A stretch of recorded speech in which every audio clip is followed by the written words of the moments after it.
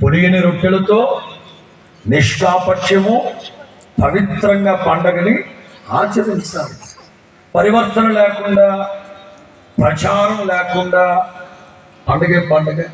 3, Christmas అంటే కానుకలు పంచుకునే పండగ, కానుకలు ఇచ్చుకునే పండగ.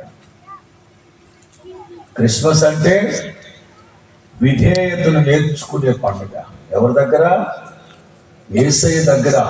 ఎవరి దగ్గర? ఏం విధేయత? పరలోకము, తండ్రి కుడిపార్శ్వము, సింహాసనము, విడిచిపెట్టకూడని భాగ్యము అని ఎంచుకోకుండా మనుషుని పోలికగా పుట్టి దాసుని స్వరూపాన్ని యేసయ్య దగ్గర విధేయత నేర్చుకునే పండుగ. క్రిస్మస్ అంటే అలంకరణ పండుగ. అలంకరించాలి. ఎండ్లకి లైట్లు వేయండి, మొహాలు సున్నాలు కొట్టి మొహాలు కాదు. ఎక్కడ? అదేలే, ఎండ్లకి సున్నాలు కొట్టండి, కొంచెం డబ్బులుంటే లైట్లు కట్టండి, పెట్టు, స్టార్ పెట్టు. రాను ప్రతిదీ ఇదెందుకు పెట్టారు, అదెందుకు పెట్టారు, ఇదెందుకు పెట్టి ఏంటి సోది నాకు అర్థం కావట్లా. ఎవడు ఏమి పెట్టకపోతే క్రైస్తవం వెళ్ళిపోతుంది. తెలవాలి జనానికి. పెట్టండి అబ్బా, పోనీ పోతే పోయింది. ఏదన్నా ఉంటే మేట ప్రభు దగ్గర మాట్లాడుకుందాం. బాబు మా కోసం కదా బాబు, నీ కోసమే చేసామని చెప్తాం. వెళ్ళి ప్రభు సంతోషపడతాను. పోనీ ప్రతిదీ పెడతా ఉంటాడు. కేక్ ఎవడు పోయమన్నాడు, నోట్లో ఎవడు పెట్టమన్నాడు, నోట్లో బుక్లో పెట్టాలా? ప్రతిదీ అర్థం పర్థం లేకుండా సంతోషం, ప్రభు పుట్టాడన్న సంతోషం చేయించడానికి అనేది ఆచారంగా చేయట్లేదు కదా మనం. అదేదో చేయకపోతే నరకానికి వెళ్ళిపోతాను. సంతోషం ఉన్నాం, లెట్ ఇట్ బి. అందరూ ఎక్కడో అక్కడ పెంచుకోస్తూ అయిపోతే పండుగ జరుగుతుంది. ఇక చేయండి అబ్బా, చేయండి దేవుడి కోసం. తర్వాత ఏదన్నా ఉంటే ప్రభు దగ్గర మాట్లాడుకుందాం. అమెండ్మెంట్ ఏమన్నా ఉంటే స్తోత్రం చెప్పు గట్టిగా. క్రిస్మస్ అంటే అలంకరణ పండుగ, కానుకలు పంచుకునే పండుగ, ప్రచార పండుగ, పరివర్తన పండుగ, విధేయత నేర్చుకునే పండుగ, త్యాగపూరితమైన పండుగ. త్యాగపూరితమైన ఇన్ని అనుభవాల సమ్మేళనమే క్రిస్మస్. ఈ సత్యాలు ఏవి తెలియకుండా పండుగను ఆచరించి ప్రయోజనమే ఉంటుంది. మంచిది. వేల సంవత్సరాల క్రితం క్రీస్తు యేసుని గురించిన ప్రవచనాలు నెరవేర్చబడినట్లుగా కన్యక గర్భవతి కుమారుణ్ణి. యేసు క్రీస్తు పుట్టుక it's a supernatural. It's a significant. గుర్తించగలిగినట్లుగా ఇంకా చెప్పాలంటే ప్రకృతికి ఆశ్చర్యం. కన్యక గర్భవతి కుమారుని కన్నం ఏంటి? ప్రపంచంలో నాటికి నేటికి ఎన్నటికి తాజా వార్త ఒకటి ఉందంటే అది ఏంటో తెలుసా? కన్యక గర్భవతి అయి కుమారుని కనడం. పాపం యోబు మంచి భక్తుడు కదండి. యోబు మంచి భక్తుడు గనక కాస్త ఆశపడ్డాడు. పాప సహితునిలో నుండి పాప రహితుడు పుడితే ఎంత బాగుంటుందోనని పుట్టాడు. నాటికి నేటికి ఎన్నటికి తాజా వార్త ఒకటి ఉందంటే, బ్రేకింగ్ న్యూస్ ఒకటి ఉందంటే అది కన్యక గర్భవతి అయి కుమారుని కన్య. సరే, ప్రతిరోజు ఒక్కొక్క క్రిస్మస్ వర్తమానం చెప్తా ఉంటాడు. రోజుకి 2-3 వర్తమానాలు కూడా క్రిస్మస్ వర్తమానాలు చెప్పింది చెప్పకుండా చెప్తా ఉంటాం. 250 ప్రసంగాలు చేసి ఉంటాను నేను, క్రిస్మస్ ప్రసంగాలు. ఈ రాత్రి ఒక సరికొత్త కోణంలో క్రిస్మస్ సందేశం అందిస్తాను. నేపథ్యం అంతా ఇదే, కానీ ప్రభు మనల్ని నడిపించే మార్గం, మనం నేర్చుకోవాల్సిన పాఠం, ఆత్మలో ఆనందించి సంతోషించాల్సిన విషయాలు ఏమిటనేది క్లుప్తంగా చెప్తాను. క్రిస్మస్ అంటే మొట్టమొదటిగా మనకు గుర్తొచ్చే ఒక గుంపు ఎవరంటే దేవదూతులు, ఆ తర్వాత గొర్రెల కాపర్లు, ఆ తర్వాత తూర్పు దేశపు జ్ఞానులు, ఆ తర్వాత సుమియోను, ఆ తర్వాత అన్నా. ఆ సినారియాలో ఆ 8-10 రోజుల సినారియోలో వీళ్ళే కనబడతారు. నిన్నగాక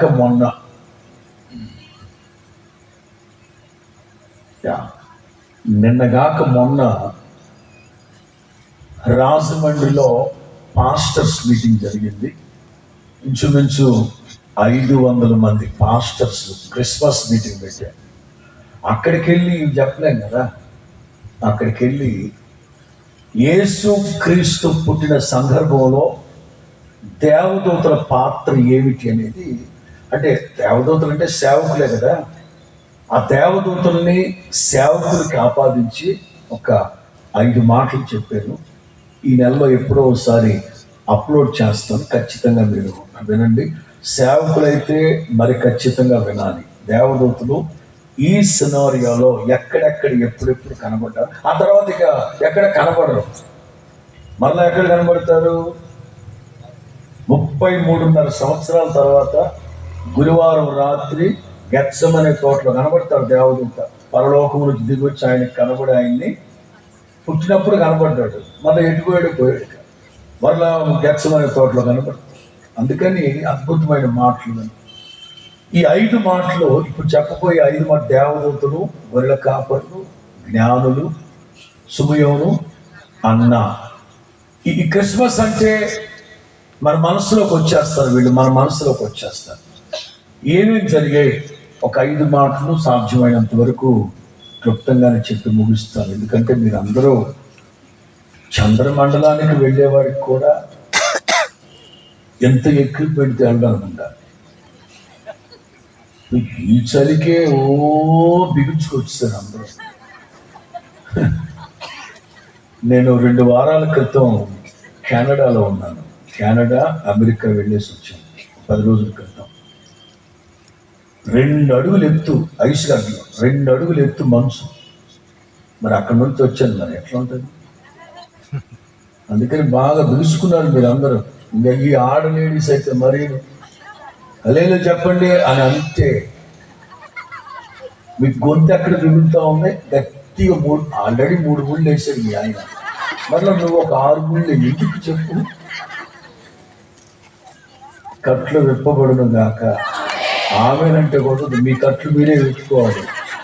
మెడకట్లు విప్పుకోవడము ధూళి, అది మీ ధూళి మీరే దులుపుకోవాలి, మీ మెడకట్లు మీరే విప్పుకోవాలి. గట్టిగా చెప్పండి హల్లెలూయా. ఈ కైకలూరు పరిసర గ్రామాలంతా వినబడేటట్లుగా ఉన్న కాడికి హ్యాపీ హ్యాపీ క్రిస్మస్ చుట్టూ పెంచాలి. Happy happy Christmas, merry merry Christmas, happy happy Christmas, merry merry Christmas.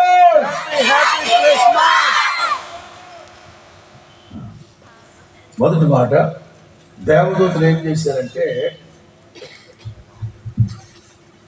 దేవుని కృపని ప్రకటించారు. మొదటి మాట, దేవుని కృపని ప్రకటించారు. Announcement of God's grace. Announcement of God's grace. చక్కగా రాసుకోండి. మీ తర్వాత భవిష్యత్ తరాలు ఆ పుస్తకం చదివినప్పుడు మా నాన్న చాలా చక్కగా రాసాడు వర్తమానం, మా అమ్మ చాలా బాగా రాసి పెట్టింది వర్తమానం అని భవిష్యత్ తరాలకు అర్థమయ్యేటట్లు రాయండి. ఈ డాక్టర్లు కనుక ప్రిస్క్రిప్షన్ రాసినట్టు, లేఖని కనుక దస్తావేజులు రాసినట్టు, వీడి పేరు మీద రాశాడు ఆడి పేరు మీద రాశాడు మనకు అర్థమై సాగుతుంది. అట్లా రాయి మాకండి. భవిష్యత్ తరాలకి క్రిస్టల్ క్లియర్గా అర్థం అవ్వాలి. నేను గనక అరటిపండు ఒలిచి ఒకవేళ మీరు కొరికితే ముందు పళ్ళు ఎక్కడ ఊడిపోతాయేమోనని, అంటే అదృష్టం అడ్డం తిరిగితే అరటిపండు కొరికినా ముందు పళ్ళు ఊడిపోతాయి. అందుకని నేను ఎట్లాంటి అరటిపండును కూడా జ్యూస్ చేసి తాగితే గొంతులో ఎక్కడ అడ్డం పడుతుందని డైరెక్ట్ ఇంజక్షన్ ఎక్కించేవాడిని. నేను ఎంత నింపాదిగా చెప్తున్నానో అంత నింపాదిగా రాసుకోవాలి. మొదటి మాట, అనౌన్స్మెంట్ ఆఫ్ గాడ్స్ గ్రేస్. దేవదూతలు ఏం చేశారు? దేవుని కృపని చదువుతాం. లూకాసు సువార్త 2, లూకాసు సువార్త 2, 10, 11, 12. అయితే ఆ దూత, భయపడకండి, ఇదిగో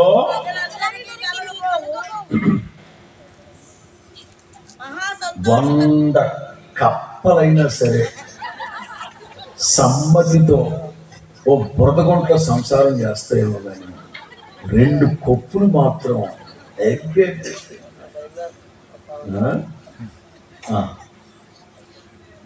అమ్మా. కలెక్టర్ ఫోన్ చేశారా? లేదా ఫోన్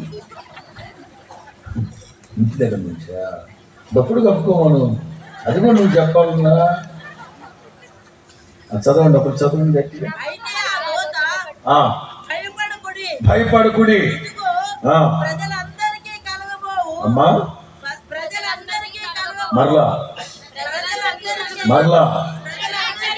మరలా యేసుక్రీస్తు ఓ కులానికి, ఓ మతానికి, ఓ జాతికి, ఓ వర్గానికి, ఓ ప్రాంతానికి కాదు. జాతి, కుల, మత, వర్గ, పేద, ధనిక ఏ భేదం లేదు. ప్రజలందరికీ కలగబోవు కాదు. ఆ మహా అనే మాట మహాగా చెప్పండి. చాలా. నేను మా రాజమండ్రి మందిరాల గురించి చెప్తా ఉంటాను. రాజమండ్రిలో మహాదేవుని గొప్ప మందిరం అంటూ ఉంటాను. అట్లా చెప్పండి. మహా అనే మాట అసలు మీరు పలికేటప్పుడే మహాగా ఉండాలి. దబాయించబాగండి. దబాయిస్తుంది. మహా సంతోషకరమైన శుభవర్తమానం మీకు తెలియపరుస్తున్నాను. దావీదు పట్టణమందు నేడు దేవుడు ఇంకొక రెండు అక్షరాలు మర్చిపోయింది అక్కడ. దేవదూత ఒక 2 అక్షరాలు మర్చిపోయింది. ఆ మాట చెప్తాను, మళ్ళా పాయింట్లోకి వెళ్ళాక చెప్తాను. దావీదు పట్టణమందు నేడు మీ కొరకు ఎవరు పుట్టారు? రక్షకుడు మీ కొరకు పుట్టి ఉన్నాడు. ఈయన ప్రభువైన క్రీస్తు. దానికిదే మీకు ఆనవాలు. ఒక శిశువు పొత్తిగుట్టలతో చుట్టబడి ఒక తొట్టిలో పండుకొని ఉండటం మీరు చూస్తారు. యేసు క్రీస్తు పుట్టిన ఆ సందర్భాల్లో చూచి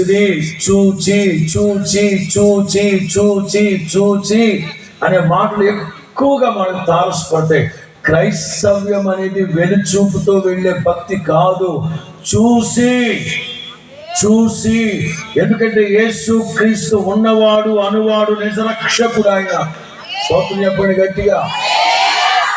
దేవదూత గొర్రెల కాపరులకి యేసు క్రీస్తుని గురించి ప్రకటించింది. దాన్ని నేను అంటాను, దేవుని కృపని గురించి ప్రకటించారు.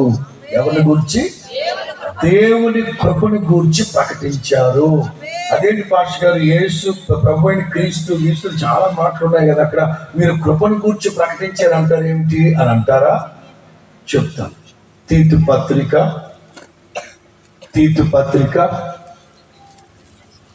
2వ అధ్యాయం 11వ వాక్యం. తీతు పత్రిక 2:11. అమ్మా, కేవలం కైకిలూరోళ్ళకు మాత్రమే కాదు, సమస్త మనుషులకు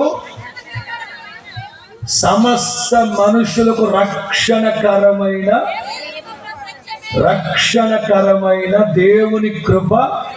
హల్లెలూయా. చెప్పాలి సంతోషంగా, హల్లెలూయా. రక్షణకరమైన దేవుని కృప ప్రత్యక్షమాయను. నేను అందుకే చెప్తున్నాను, దేవదూతలు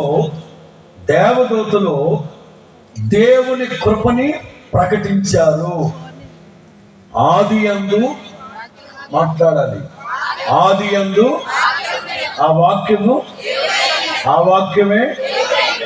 వాక్యమే శరీరధారి అయి కృపా సత్య సంపూర్ణుడిగా మన మధ్యలో దిగి వచ్చాను. హల్లెలూయా.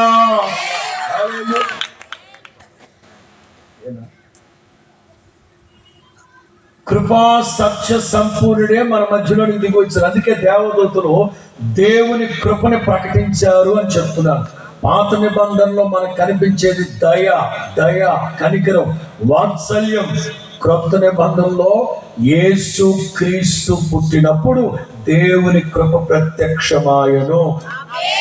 అక్కడి నుంచి చెప్తారు, దయాప్రాప్తురాలా నీవు కృప పొందుకుని ఉన్నావు. మరియమ్మ తల్లికి దేవుని కృప అనుగ్రహించబడింది. డిసెంబర్ 1వ తారీఖున రాజమండ్రి మహాదేవుని గొప్ప మందిరంలో వాగ్దాన సందేశ గుడిలో దావీదునకు చూపిన శాశ్వత కృపను మీకు ఆ మాట చెప్తూ మరియమ్మ తల్లి దగ్గరకు వచ్చి దేవదూత అంటాడు, నీవు కృప పొందుకొని ఉన్నావు. దేనిని బట్టి నేను చెప్తాను వినండి. అబ్రహాము దగ్గర ఎలీయాజరు అనే పనివాడు ఉన్నాడు. ఈ అబ్రహాము దగ్గర ఉన్న వాళ్ళందరూ ఎట్లాంటి వాళ్ళే. ఎలియాజరు ఒకడు, లోతు ఒకడు. లోతు అంటే ఆ మధ్య అర్థం చెప్పాను. లోతు అంటే ముసుగు అని అర్థం. లోతు అంటే ముసుగు. ఆడు 24 గంటలు అబ్రహాముకు ముసుగేసి ఆడు దోచుకుంటా ఉంటాడు. 24 గంటలు ముసుగేసేస్తాడు అబ్రహాంకి, ఆడు దోచుకుంటా ఉంటాడు. అటు దోచుకొని కదా అబ్రహాంకి ఎంత ఉంది, వీడికి ఎంత ఉంది. ఎట్లుంటుందండి? వీడి బచ్చగాడికి ఆఫ్టర్ బచ్చగాడి లోతుగాడి. దాని పేరు లోతే గాని ఆధ్యాత్మిక జీవితంలో లోతు లేని లోతు. అబ్రహాముకు ముసుగేసేసాడు, ఈ పక్కన వాళ్ళందరూ దోచుకుంటా ఉంటాడు. అందుకే అప్పుడెప్పుడో దేవుడు దిగొచ్చి, అబ్రహామా నీ తలపైకి ఎత్తి కనుల పైకి ఎత్తమన్నారు. అప్పటి వరకు ఆడు ముసుగేస్తున్నాడు లోతు. దేవుడు ఎత్తమంటే అప్పుడు ఎత్తాడు. ఈ ఎలియాజరు ఒకడు భజనగాడు పబ్బం గడుపుతూ ఉంటాడు. ఈ అబ్రహాం చుట్టూ ఉన్న వాళ్ళందరూ భజనగాడు పబ్బం గడిపేవాడు. లాభంతో మాట్లాడుతూ అంటాడు, మా యజమానికి యెహోవా కృప చూపుట మానలేదు తెలుసా. ఇండైరెక్ట్ గా చెప్తున్నాను వినండి. లాభాన్ని అడిగాడు, దేవుడు మీ యజమానికి కృప చూపినట్టు ఎట్లా తెలుస్తుందంటే వెండి బంగారాలు, దాసీలు, గొర్రెలు, దున్నులు, దుప్పులు. అరే అంటే ఒక వ్యక్తికి వెండి బంగారాలు, దాసీలు ఉంటే కృప ఉన్నట్ట. మరి మరియమ్మ తల్లికి ఏమున్నాయి కృప ఉంది? ఆవిడకి శారమ్మ పెచ్చ అందగత్తె. వాడు దొంగ సచ్చినోడు అబీమెలెకు. అప్పుడు శారమ్మ వయసు 90 ఏళ్ళు, అబ్రహాం 99, శారమ్మకి 90 ఏళ్ల వయసులో శారమ్మని ఎత్తుకెళ్ళిపోయాడు. ఏమైందిరా నీకంటే పిచ్చెక్కిపోతుంది అందాన్ని చూసి అంటాడు, ఒరే ఈ కళ్ళల్లో కారం కొట్ట, ఏ కరువు ప్రాంతం నుంచి వచ్చావురా? శారమ్మకి 90 ఏళ్ల వయసు, 90 ఏళ్ల వయసులో ఎత్తుకెళ్ళిపోయాడు. ఎందుకు ఎత్తుకెళ్ళాడంటే పిచ్చెక్కిపోతుంది బాబు అందం అంట. అందగత్తే కావచ్చు కానీ కృప లేదు ఆవిడకి. అందాన్ని బట్టి కృప కాదు, వెండి బంగారాలను బట్టి కృప కాదు. మరియమ్మ తల్లికి ఏమీ లేకపోయినా నిరుపేద అయినా సరే కృప.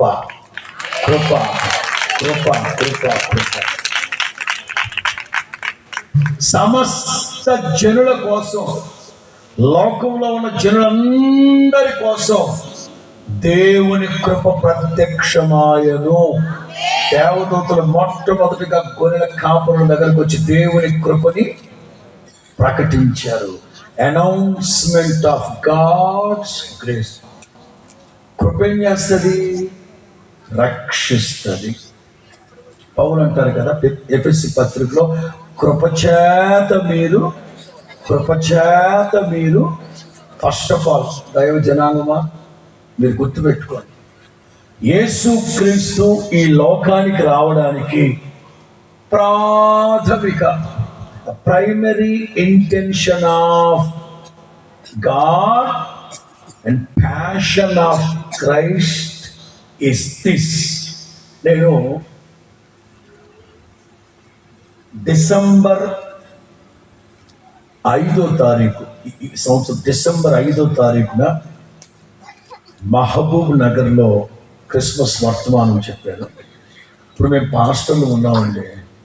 క్రిస్మస్ అంటే మేమందరం ఏది వదిలిపెట్టం, ఆ సినారియాలో ఉన్న ఏది వదిలిపెట్టం. పొత్తి గుట్టలు అవి కూడా వదిలిపెట్టం, పచ్చగడ్డి, కుడి తొట్టి ఏది వదిలిపెట్టం.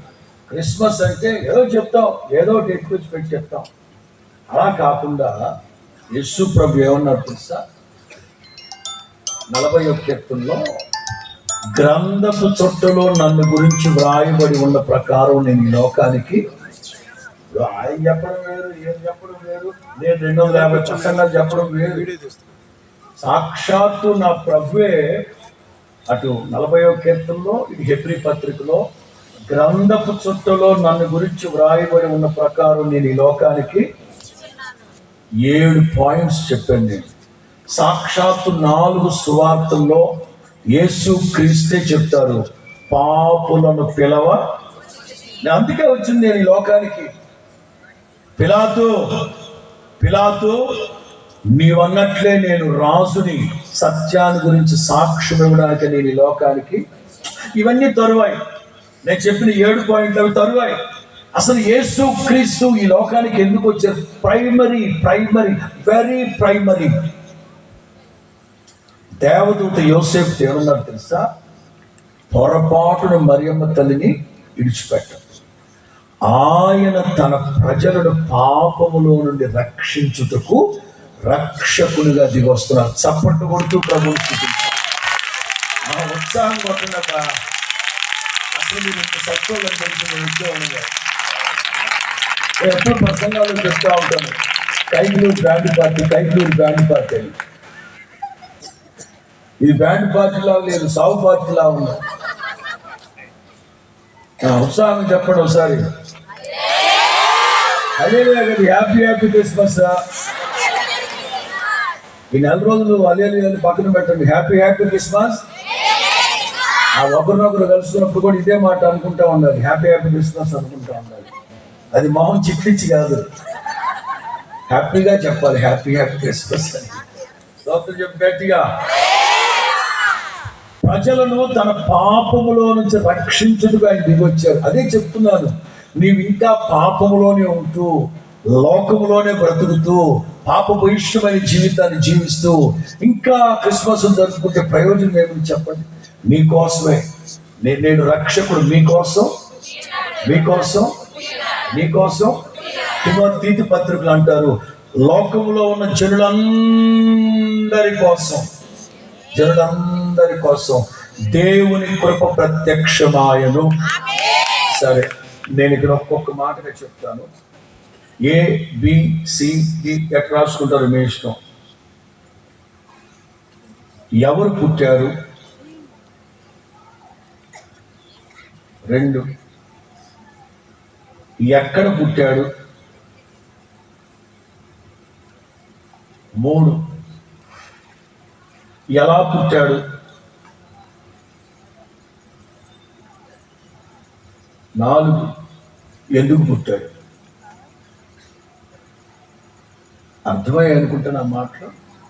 చెప్పండి. మొదటి మాట, ఎవరు పుట్టారు? నేను పుట్టానా? చిన్నప్పుడు ఆ పాట విన్నట్టున్నారు బాగా. ఏ పాట? సెన్సా. చెప్పు, ఎవరు పుట్టారు? 2, ఎక్కడ పుట్టాడు? 3, ఎలా పుట్టాడు? 4, ఎవరి కోసం పుట్టాడు? ఎందుకు పుట్టాడు? మొదటి మాట, రక్షకుడు పుట్టాడు. రక్షకుడు పుట్టారు. మరలా చెప్పండి, ఎవరు పుట్టారు? రక్షకుడు పుట్టారు. మనం చదువుకున్నాం ఇందాక, ఇంకో మాసారి చదువుదాం. లూకాసు సువార్త 4వ అధ్యాయం, లూకాసు సువార్త 4వ అధ్యాయం 8వ వాక్యం.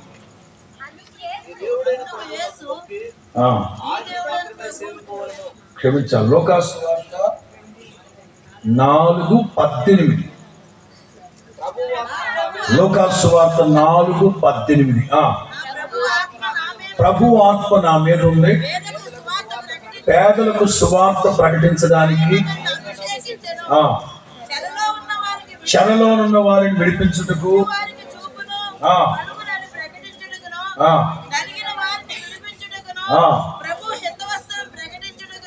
యేసు క్రీస్తు ఎవరు పుట్టారు?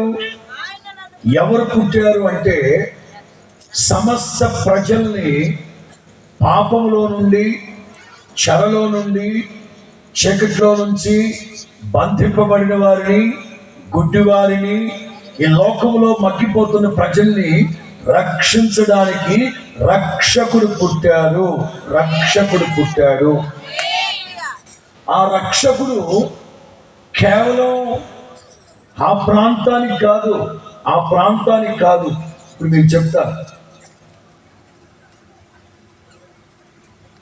యాకోబు బావి దగ్గర యేసు ప్రభు మెట్ట మధ్యాహ్నం కూర్చొని ఉంటే సమరయ స్త్రీ వచ్చింది, ప్రభుతో మాట్లాడింది.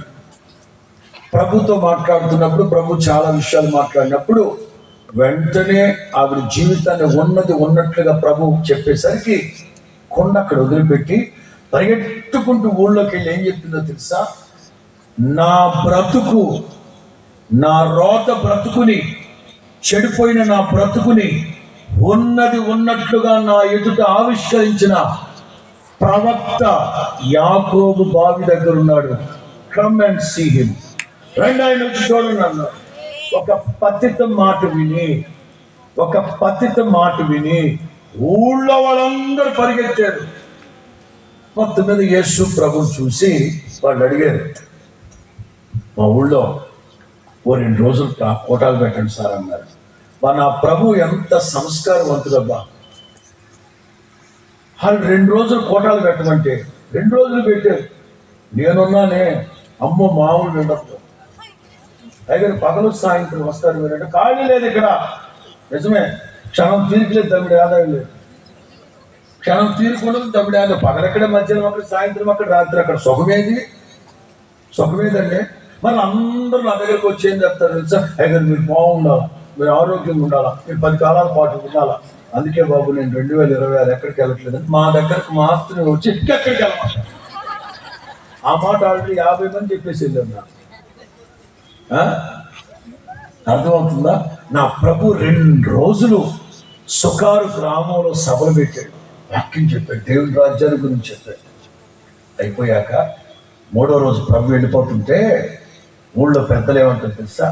బాయ్, సమరయ స్త్రీ పేరు పొటీనా.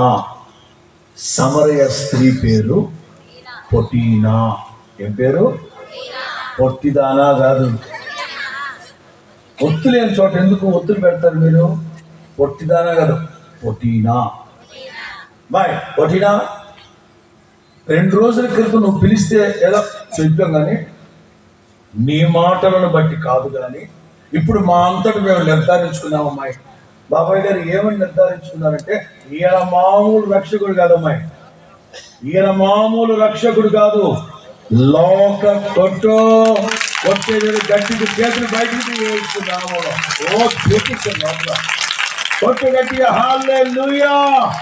లోక రక్షకుడు, సర్వలోకానికి చక్రవర్తి. పదే చెప్తున్నాడు. ఓ కులానికి, ఓ మతానికి, ఓ వర్గానికి, ఓ ప్రాంతానికి కాదు, సర్వలోకానికి చక్రవర్తి నా ప్రభు.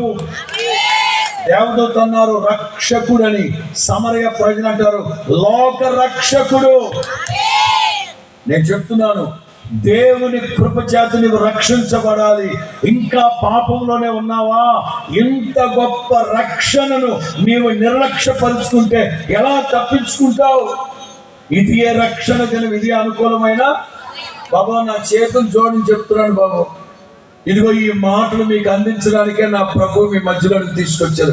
ఇంకా ఎవరైనా రక్షణ భాగ్యాన్ని పొందకపోతే మీ కొరకే కృప ప్రత్యక్షమైంది, మీకోసమే కృప సత్య సంపూర్ణ దిగొచ్చారు నా ప్రభు.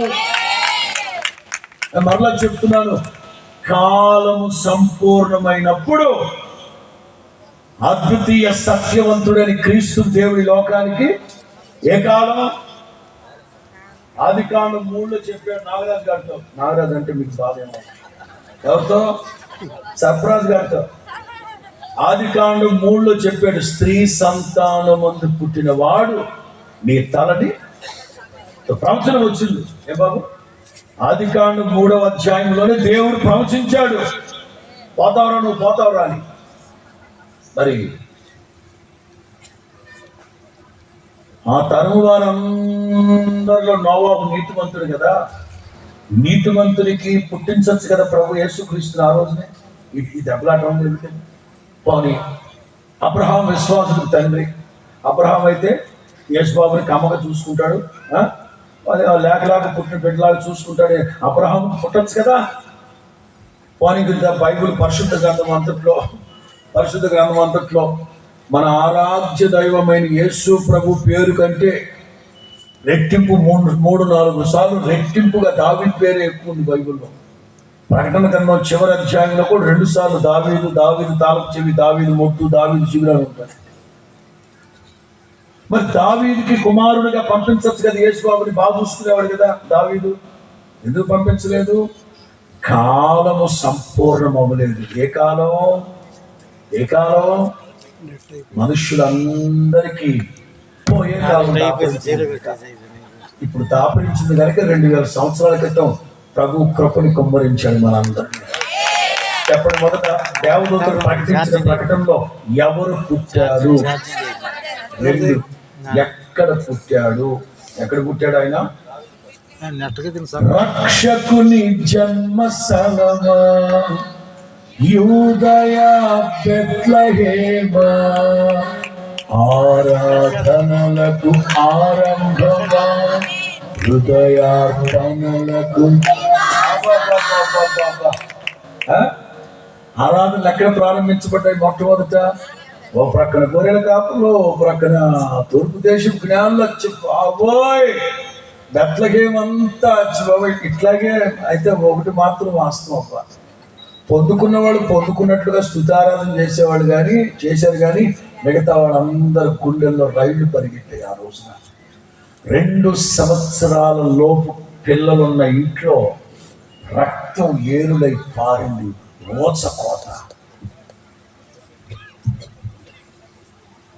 హేరోదు 2 సంవత్సరాల లోపు పిల్లలందరినీ చంపించేశాడు. ఎంతమంది?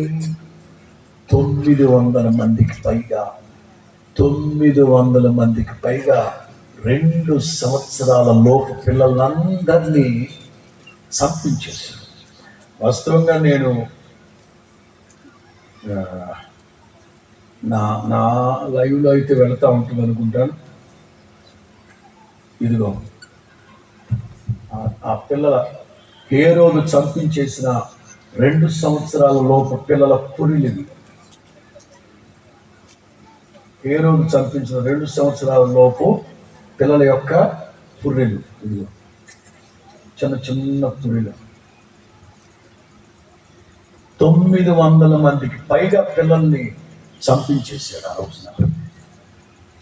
ఆ ప్రాంతాల్లో మరణ భయం ప్రక్కన వెంటాడుతూనే ఉంది. అదే సందర్భంలో ఆరాధనలు జరుగుతూ ఉన్నాయి, స్తుతి ఆరాధనలు జరుగుతూ ఉన్నాయి, సంబరాలు అంబరాన్ని నడుపుతూ ఉన్నాయి. ఎస్, బెత్లెహేములో పుట్టాడు. ఎందుకు బెత్లెహేములో పుట్టాడు? ప్రవచనం మీకా గ్రంథం 5వ అధ్యాయం 2 నుంచి చదువుకుంటూ వెళ్తారు. మీకా గ్రంథం 5వ అధ్యాయం 2 నుంచి చదువుకుంటూ వెళ్తారు.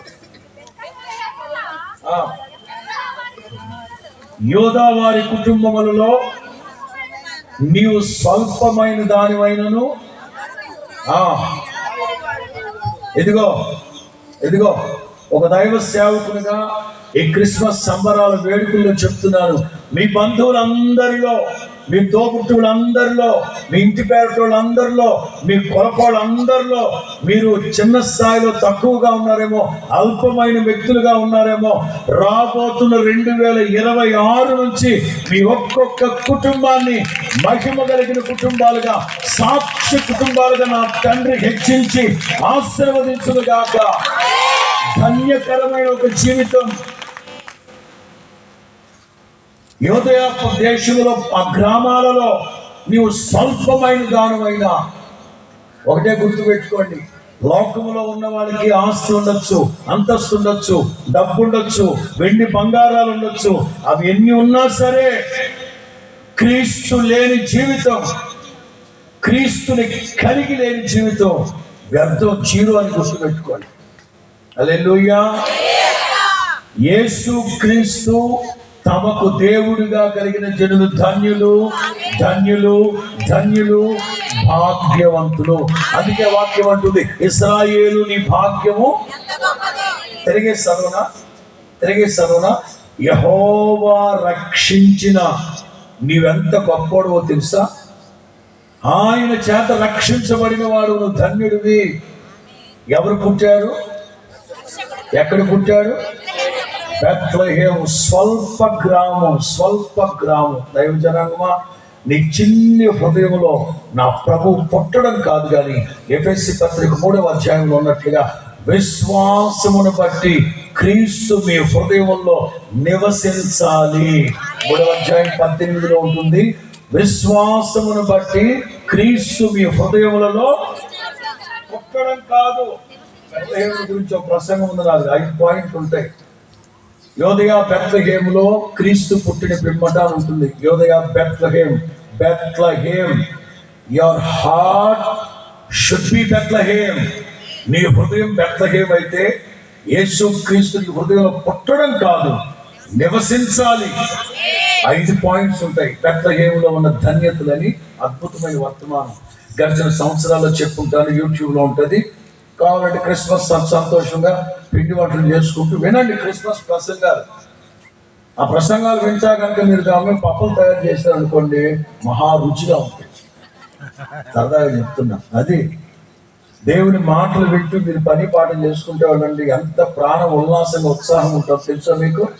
స్వామర్థనం వేసురావు ఎగిరిపోవును గాక, నమ్మి సావుని మంద. ఆ టీవీలో ఏదో ఒకటి చెప్తాడు, దిక్కుమాలింది. ఏది? మా నెయ్యి గనక పోసలా ఉంటుంది, ఈ నెయ్యి గనక తిన్నారంటే మీరు గాల్లో తేలిపోతారు. పచ్చని తింటే ఏదో పైకి ఎత్తేస్తారన్నారు. అట్లా దరిద్రాలన్నీ నమ్ముతారు. దేవుని మాట నమ్మి సావడం. స్తోత్రం చెప్పు గట్టిగా. 3, ఎలా పుట్టాడు? దేవతలు చెప్తా ఉన్నారు, పొత్తి గుడ్డలతో చుట్టబడిన. ఏమి నేర్పిస్తుంది ఇది? తగ్గింపు. పొత్తి గుడ్డలతో. ఒక్క గుడ్డ కాదు, పొత్తి గుడ్డలు అంటే పశువుల పాకలో బోడలు మురికి పేలుకులన్నీ పడిపోయింటే ఆ గుడ్డలన్నీ ఏరుకొచ్చి బిడ్డకు కట్టింది ఆ తల్లి. ఏమంత దరిద్రం. యోసేపుని గురించి మాట్లాడుకుందాం. యోసేపు ఏ వంశంలో నుంచి వచ్చాడు? దావీదు వంశము. ఏ వంశము? గోత్రము యోధ. ఏ వంశము? మాట్లాడాలి. ఏ వంశము? దావీదు వంశం. మరలా అడుగుతున్నా, దావీదు చిన్నప్పుడు గొర్రెలు దాచుకుంటున్నాడు, కానీ ఆ తదుపరి ఏమయ్యాడు? మహారాజు. దావీదు మహారాజు. ఆ రాజవంశంలో నుంచి వచ్చిన ఇప్పుడు యోసేపు వడ్రంగి పని చేసుకుంటాడు. ఆస్తులు ఏమయ్యాయి కదా మీకు? మహారాజు వంశంలో పుట్టినోడు ఇప్పుడు ఏం చేస్తున్నాడు? ఎందుకు వచ్చింది ఆ గతి? ఎందుకు వచ్చింది ఆ బతుకు? ఆ వంశంలో నుంచి వచ్చాడు కనుకనే జనాభా లెక్కలు రాసుకోవడానికి బెత్లెహేముకు వచ్చాడు. ఎందుకంటే దావీదు వంశం కదా. ఇంకా మీరు చెప్పాలి సేవకులకి. నేను హెబ్రీ బైబిల్ తెచ్చుకొని చదువుతున్నాను ఈ మధ్య. సత్రమందు స్థలము లేనందున, తెలుగు బైబిల్లో సత్రం అని ఉంది, హెబ్రీ భాషలో మేడ మీద, డాబా మీద స్థలం లేనందున ఆ హెబ్రీ భాష మనకు నోరు తిరిగి సాగుతాం. హెబ్రీ భాష ఈ కేకరించినప్పుడు ఉంటుంది చూడండి, బెత్లెహేమ్ అంట, బెత్లెహేమ్ అంట అనండి. మాస్క్ పెట్టుకొని అనండి, లేకపోతే ఎదటోళ్ళ మీద మీ ఊపిరి. మామూలుగా కొంతమంది మాట్లాడుతుంటేనే అటు మాట్లాడేటప్పుడే ఆ ఎకరం నార్మల్ తడిపేయచ్చు. ఇక ఈ టైప్ మాట్లాడితే ఎదటోళ్ళు స్నానం చేసినట్టే షవర్. వాడు బెత్లెహేమ్ అనరు, బెత్లెహేమ్ అంట. సత్రం అందు కాదు, సత్రం కాదు, ఆ పైన. ఎందుకంటే యోసేపు వాళ్ళ అన్నదమ్ముడు చాలా మంది ఉన్నారు. వాళ్ళకున్నది ఒకే ఇల్లు, కత్తిల్లు. ఆస్తి పంపకాలు జరగల. అందరూ అన్నదమ్ములు, అక్క చెల్లెలు అందరూ వచ్చేసారు జనాభా లెక్కలో పేరు రాసుకోవడానికి, నమోదు చేసుకోవడానికి. ఇంట్లో ఒక 30 మంది ఉన్నారు. అట్ దట్ టైం మరియమ్మ తల్లి కనుపొద్దుల్లో ఉంది, కనబోతుంది. కనే టైంలో ఇంకా చెప్పాలంటే ధర్మశాస్త్రంలో స్త్రీలను గురించి వ్రాయబడినప్పుడు ఆ సందర్భంలో ఆ స్త్రీ ఇంట్లో ఉండాలి, ఇంట్లో వాళ్ళందరూ, లేదా ఆ స్త్రీ బయట ఉండాలి, లేకపోతే ఇంట్లో అందరూ. ఇట్లా మరియమ్మ తల్లి కనుపొద్దుల్లో ఉన్నందువల్ల ఇంట్లో 30 మంది ఉన్నారు. 30 మంది బయట కూర్చొని మరియమ్మ తల్లిని మాత్రమే ఇంట్లో కూర్చోబెట్టడం ఎందుకని మరియమ్మ తల్లిని ఇంటి ఎదురుగా ఉన్న పశువుల పాకలో పడుకోబెట్టారు. అది జరిగిన సంగతి. వాళ్ళ ఆస్తి పంపకాలు జరగనందున, డాబా మీద స్థలం లేనందున, డాబా మేడగదిలో స్థలం లేనందున కనేసింది. ఇక అక్కడున్న పేలికలు, మురికి పేలికలు, పొత్తిగుడ్డలు. అంటే సందర్భం కోసం పొత్తిగుడ్డలు అనే మాట మాట్లాడుతున్నారు. వాస్తవంగా హెబ్రీ భాషలో లినెన్, యేసు క్రీస్తు పుట్టినప్పుడు లినెన్ చుట్టబడ్డాయి. యేసు క్రీస్తు చనిపోయినప్పుడు సమాధిలో వదిలిపెట్టింది ఏ వస్త్రాలు? లినెన్, సన్నపు నార వస్త్రాలు. నీతికి సాదృశ్యం. అంటే యేసు క్రీస్తు పుట్టినప్పుడు ఆయనకు చుట్టబడింది నీతి వస్త్రాలు, చనిపోయినప్పుడు ఆయనకు చుట్టబడింది నీతి వస్త్రాలు. పుట్టినప్పటి నుంచి చనిపోయేంత వరకు నీతిమంతుడుగానే జీవించాడు ఆయన అని సింబల్ కోసం ఆ వస్త్రాలు. కానీ మనకు తగ్గింపు నేర్చుకోవడం కొరకు పొత్తి గుడ్డలే మాట్లాడతాం. ఇప్పుడు మీ గురించి మాట్లాడతాం. సొమ్ము ఒకటిది, ఆయనేమో పొత్తి గుడ్డలు, మీరేమో ఉప్పాడు చీర, పట్టు చీర అంట. కొన్నావు బాబు? చెప్పు. ఆయనేమో పొత్తిగొడ్డులో తగ్గింపు, మనమేమో రోజు మరలా చెప్తున్నా. ఈ ఆడవాళ్ళకి ఆ రంగులు ఎట్లా తెలుస్తాయో మనకు అర్థమేస్తాం. ఏషియన్ పెయింటోడికి, నెరోలిక్ పెయింటోడికి కూడా తెలియదు అన్ని రంగులు. బాబాయ్, దేవుని సృష్టిలో ఇంద్రధనుసులో కూడా 7 రంగులే ఉంటాయి. మీకెక్కడ తెలుస్తారే బాబా? ఒక ఇల్లాలు ఇట్లాగే అందంట, ఏమన్నా నాకు క్రిస్మస్ చీర కొని పెట్టమంట. నీకు కొని పెట్టకుండా క్రిస్మస్ ఏంటి అసలు? అయితేనండి ఈ సంవత్సరం మాత్రం నేను అడిగిన చీర కొని పెట్టాలన్నంట. ఏ చీర అన్నాడంట. ఏ చీర అంటే మన సిమెంట్ రోడ్డు ఓపెనింగ్కి ఎమ్మెల్యే గారి భార్య కట్టుకొచ్చిందే ఆ చీర అన్నాడు. ఆ చీర ఎంతంట? ఆ చీర ఎంత? ముష్టి 30,000. ఎంతంట? ఈ జీతం ముష్టి 15,000, ఈ ముష్టి 30. అమ్మా దండం పెట్టాడు. చాలా సేపటికి నచ్చ చెప్పి 3,000 సెట్ చేశాడు. సరేలే అన్నట్లు నేను చెప్పిన కలరే తీసుకురావాలమ్మ. ఏం కలర్ అది? మంచి తెస్తానులే అన్నాడు. నేను చెప్పింది తేవాలన్నా. ఏదన్నా స్టార్ట్ చేసింది ఇక గుర్తుపెట్టుకోండి. మీరు కూడా మీకు గుర్తుంటుంది ఆడవాళ్ళకి. రెడ్డిష్, గ్రీనిష్, బ్లూయిష్, లెమనల్లో చింతాకు సైజు అంచు. చెప్పు. చెప్తేనా? నేను మామూలు బొర్రలు కాదు, మామూలు బొర్రలు కాదు. చెప్పు.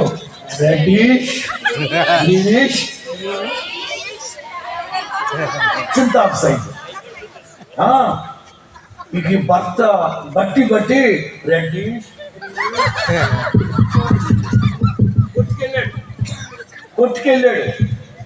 కొట్టుకెళ్ళి వీడేం చెప్పాడో వాడేమి ఇచ్చాడో, మహానగరంలో మాయగాళ్ళు బట్టలు కొట్టుకోడు లైట్లు వేసేస్తాడు. మొత్తం మీద ప్యాకింగ్ ఇచ్చాడు. ఇంకో వారం ముందు పండగ. పాప భర్త అన్నాడు, ఏమే ఒకసారి ఓపెన్ చేసి చూడగా అన్నాడు. ఏమంటది? మా ఆయన పండగ ఇదిగో కాదులే, ఒకసారి చూసుకోకపోయావా? వాడి భయం వాడితే. పండగ కూడా తలస్నానం చేసి తాపీగా ఓ ప్యాకింగ్ ఓపెన్ చేస్తే దేవుడి దయ వల్ల ఆవిడ చెప్పిన కలర్ ఒక్కట్లేదు అందులో. నీకంతే, నేనంటే నీకు ప్రేమ లేదు, భావ లేదు అని ఆ చీర ఏట్టి పొయ్యిలో వేసేసింది. 3000 పాప నేను జాలి ఎక్కువ తెచ్చిచ్చాడు. కానీ ఆ భర్త ఏం చేశాడు తెలుసా? కోపం వచ్చింది దానికి. చీర కాదే, నిన్ను ఎత్తేయాలని దేవుడు దాని క్రిస్మస్ రోజున 15 రోజుల ముందే భోగి పండుగ వచ్చింది. ఆయన పండగకి ఏదో ఒకటి కట్టుకోండి అబ్బా, దానికి మరలా ఏవో ఎన్ని మొక్కలు పెడతారో, ఏదో ఒకటి ఉన్నట్లేదు కట్టుకు తిరగాలి. కానీ దేనికి దరిద్రం? ఎప్పుడు ఆ రోజైనా అసలు పండగలు ఎందుకో తెలుసా? ఇది తెలీదు అసలు. పెద్దోళ్ళు ఆలోచించి ఒక్కొక్కడు ఉంటాడు దరిద్రుడు. ఆ పెళ్లికి పెట్టిన చీర తప్ప ఓ చీర కొనిపెట్టిన పాపాన్ని వాడు. అందుకే పెద్దోళ్ళు పెద్ద పొరలు కదండి, ఆలోచించి పండగ అని ఒకటి పెడితే ఆ పండగ పేరునన్నా ఒక చీర కొని పెడతాడేమోనని చెప్పి పెట్టారు పెద్దోళ్ళు. అంతేగాని అదేదో పెద్ద ఆడవాళ్ళు ఉన్నారంటే పండగలకే కొంటున్నారంటే ఆ పుట్టోడికి వాట్సాప్ నంబర్ ఇచ్చేసి వచ్చింటారు. తమ్ముడా, ఏ కొత్త స్టాక్ దిగినా నీకు ఒక హక్కు ఉందని గుర్తుపెట్టుకో. ఇక్కడ భర్తకి బొక్క, ఇక్కడ వాడు పెడతా ఉంటాడు, వీళ్ళు కొంటా ఉంటాడు, వీడికి కరిగిపోతా ఉంటాయి ఆస్తులు.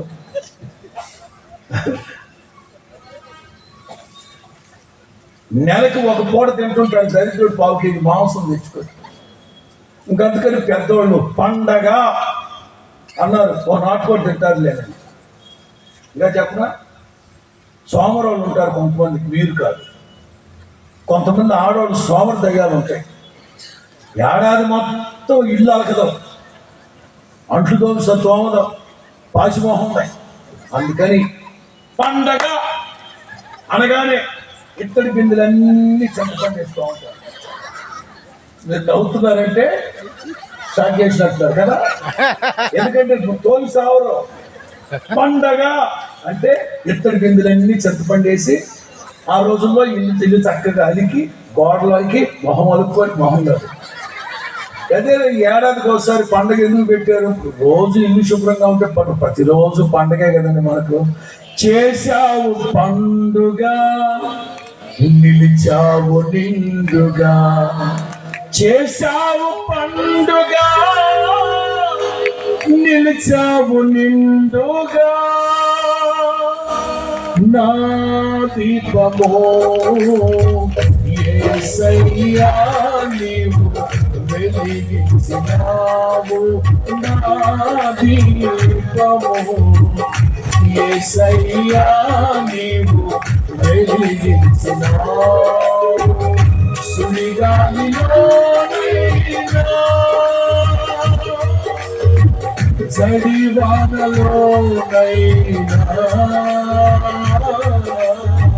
మారిపోతులే నీవు వెలిగించిన దీపము, నీవు వెలిగించిన నీవు వెలిగించిన దీపము.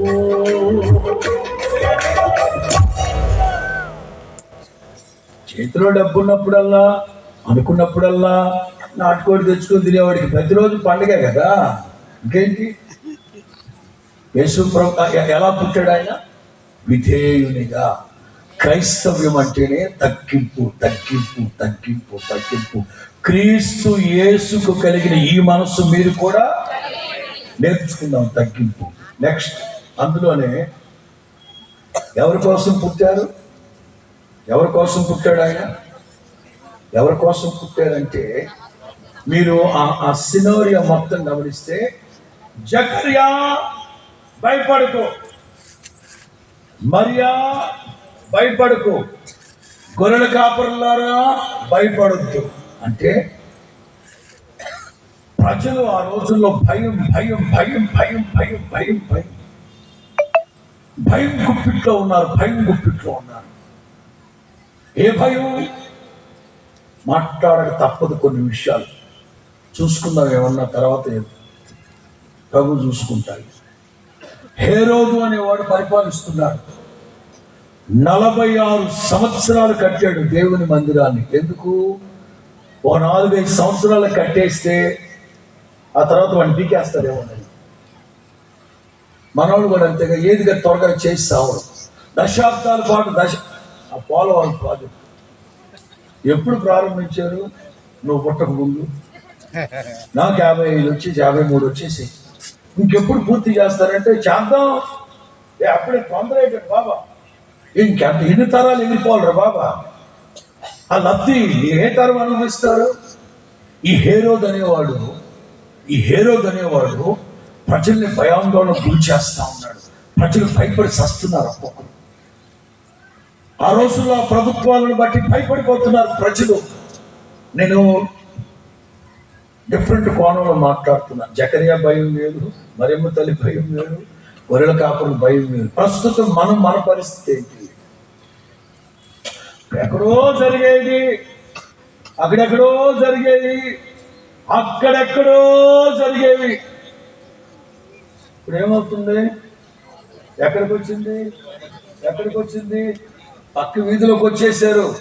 పక్క వీధిలోకి వచ్చేసి ఏం జరుగుతా ఉంది? ఎటు వెళ్తా ఉంది సమాజం?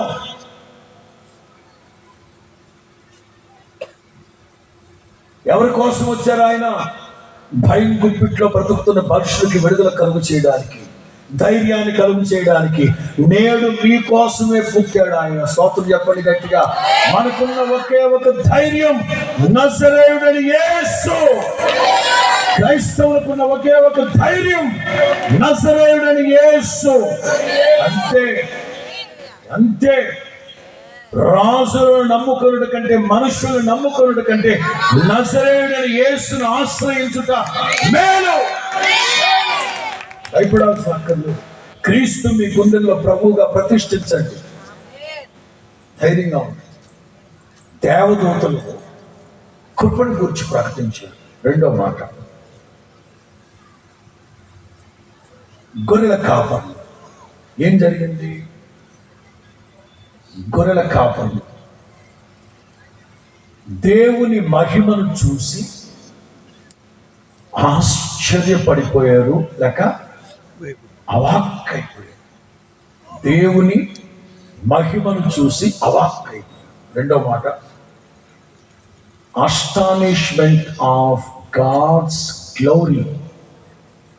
మొదటి మాట, అనౌన్స్మెంట్ ఆఫ్ గాడ్స్ గ్రేస్. రెండు, అస్టానిష్మెంట్ ఆఫ్ గాడ్స్ గ్లోరీ.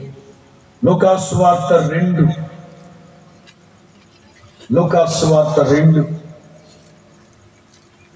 9వ వాక్యం. ప్రభుదూత వారి యొద్దకు వచ్చి నిలిచెను. మనం ఏం చేస్తాం తెలుసా? మన ఆర్టిస్టులు ఏం చేస్తారో తెలుసా? మన బొమ్మలు వేసే వాళ్ళు ఏం చేస్తారో తెలుసా? దేవదూత చుట్టూ మహిమను పెడుతున్నారు. తప్పు కదా? దేవదూత వచ్చి నుంచున్నాడు, మహిమ ఎవరి చుట్టూ ప్రకాశించింది? మన ఆర్టిస్టులు తెలియక దేవదూత చుట్టూ మహిమ పెట్టేస్తున్నారు. తెలవక ఆవిడ దేవదూత అక్కడ నుంచున్నారు, ఏదో చుట్టూ చుట్టూ మహిమ వచ్చేసరికి అట్లా ప్రకాశించినప్పుడు ఏమైపోతాం మనం? భయపడడం అనడం కంటే కూడా దేవే రాష్ట్రాన్ని అవాక్కైపోయారు. బాబా ఏడు బాబు మన చుట్టూ వస్తుంది బాబా. అవాక్కయ్యారు. దేవుని మహిమ వాళ్ళ చుట్టూ నిలిచింది, ప్రకాశించింది. 13, 14, 15 13, 14, 15 వెంటనే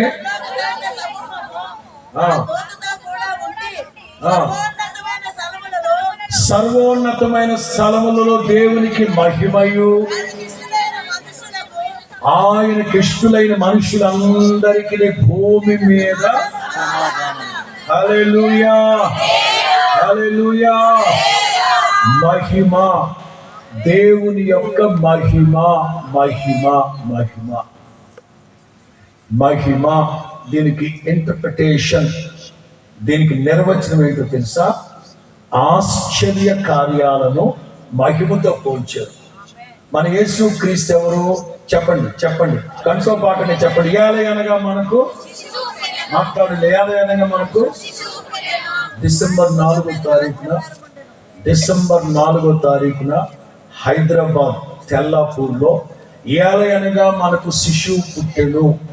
శిశువు అనే మాట మీద 7 పాయింట్లతో లోకాసువార్తలో లోకాబాడిన భాష శిశువు ఎవరు? ఆ శిశువు అని 7 మాటలు చెప్పారు. ఏలే అనగా మనకు శిశువు, మనకు రెండోది మనకు కుమారుడు. ఇంకా చెప్పాల అంటే గత సంవత్సరాల్లో చెప్పాను కుమారుడు గురించి, ఇంకా ఈ సంవత్సరం చెప్తా. కుమారుడు మనకు ఎంతవరకు సమంజసం ఆ పదం, ఎంతవరకు ఆ వొకాబులరీ కరెక్ట్? మనకు కుమారుడు, మనకు కుమారుడు ఎట్లా మీకు అర్థమయ్యేటట్టు చెప్పాలిగా. ఓ భార్య, ఓ భర్త, రే లేగరా లేదు, అది ఒక భార్య, ఒక భర్త, వాళ్ళ అబ్బాయి వాళ్ళు ఏదో మాట్లాడుకుంటున్నారు. మీలో ఎవరైనా తలమాసినోడు వాళ్ళ మధ్యలోకి వెళ్ళి, మన కొడుకు అద్భుతంగా ఉన్నాడు కదా, మన కొడుకు చాలా అందగలపా అని అంటే చెప్పు తెగుద్దురే. మన కొడుకు ఎందురా? మా కొడుకు మన మరి బైబిల్లో ఏంటది? మనకు కుమారుడు అంటే అర్థం ఏంటంటే ఈ కుమారుడు కాదు. సంస్కృతిలో కుమారుడు అంటే కామ క్రోధ మదమత్సర్యాలు లేనివాడు. సత్యాన్ని ఆశ్రయించండి, సత్యము మిమ్మల్ని స్వతంత్రులుగా చేస్తుంది. అంతేనా? తర్వాత ఇంకో మాట ఉందా? అదే, సత్యాన్ని ఆశ్రయించండి, సత్యము మిమ్మల్ని స్వతంత్రులుగా చేయును. అంతటి తాపేస్తే అసలు కాన్సెప్టే కాదు. ఆ తర్వాత ప్రభు అంటారు, కుమారుడు మిమ్మల్ని స్వతంత్రులనిగా చేస్తే. అంటే కుమారుడు అంటే అదిగో ఆ తండ్రికి నేను అద్వితీయ కుమారుడు, ఆ కుమారుడు కాదు. కుమారుడు అంటే అర్థం ఏంటంటే కామక్రోధ మదమత్సర్యాలు లేని నేను గనక మిమ్మల్ని స్వతంత్రులుగా చేస్తే మీరు నిజముగా స్వతంత్రులై ఉంటారు. మీకు అర్థమైందా? అంటే యేసు ప్రభు ఎవరు? పాపము లేనివాడు, పాపము చెయ్యనివాడు. నాలో పాపం ఉందని మీలో ఎవరైనా స్థాపించగలరా అని ప్రపంచానికి సవాలు విసిరిన ఒకే ఒక్కడు కుమారుడు అంటే అర్థం కామక్రోధ మదమత్సర్యాలు లేనివాడు. సరే, ఆయన భుజముల మీద అదొక వర్తమానం. ఆ తర్వాత వస్తే ఆశ్చర్యకరుడు, ఆలోచనకర్త, నిత్యుడగు తండ్రి. 6వ తారీఖు శనివారం ఖమ్మంలో ఈ 5 మాటలు, ఆశ్చర్యకరుడు, నిత్యుడగు తండ్రి, సమాధాన, ఈ 5 సుగుణాలు యేసు క్రీస్తులో ఉన్న ఈ 5 సుగుణాలకి మత్తయి సువార్త 1-2 అధ్యాయాల్లో 5 స్వప్నాలు ఉంటాయి కరెక్ట్గా. ఈ సుగుణాలకి ఈ స్వప్నాలకి పర్ఫెక్ట్ మ్యాచింగ్ ఉంటుంది. 6వ తారీఖున ఖమ్మంలో చెప్పిన వర్తమానం. వాళ్ళ చుట్టూ మహిమ అంటే అర్థం ఏంటంటే ఆశ్చర్య కార్యాలు. కానా వివాహ వేడుకలో యేసు క్రీస్తు తన మొట్టమొదటి అద్భుత కార్యాన్ని జరిగించి తన మహిమ ఈజ్ ఈక్వల్ టు అద్భుత కార్యం ఈజ్ ఈక్వల్ టు గొర్రెల కాపరుల చుట్టూ మహిమ ప్రకాశించేసరికి వాళ్ళు ఆశ్చర్యపడిపోయారు. యేసు క్రీస్తు ఆశ్చర్య కార్యాలు జరిగించేవాడు. యేసు క్రీస్తు పుట్టుక ఆశ్చర్యం. చెప్పండి గట్టిగా. యేసయ్యలో ఉన్న సమస్త ఆశ్చర్యమే. వినండి నా మాటలు వినండి. లోకాసు వార్త 4వ అధ్యాయంలో వినమన్నానా? లోకాసు వార్త 4వ అధ్యాయంలో ఆయన నోటు నుంచి వచ్చిన దయగల మాటలు విని అందరూ, అంతేనా? నా ప్రభు మాట్లాడిన ఆశ్చర్యమే, అస్సలు మాట్లాడిపోయిన ఆశ్చర్యమే. పిలాతు ఏదైనా మాట్లాడు. వాళ్ళు అంతగా దూషిస్తున్నారు, నీ మీద నిందలేస్తున్నారు, నీ మీద నేరాలు మోపుతున్నారు. ఏదైనా మాట్లాడు. నిన్ను విడిపించడానికి నాకు అధికారం ఉంది. I will release you. మాట్లాడు. నా భార్య కూడా చెప్పింది నీతిమంతుడిని.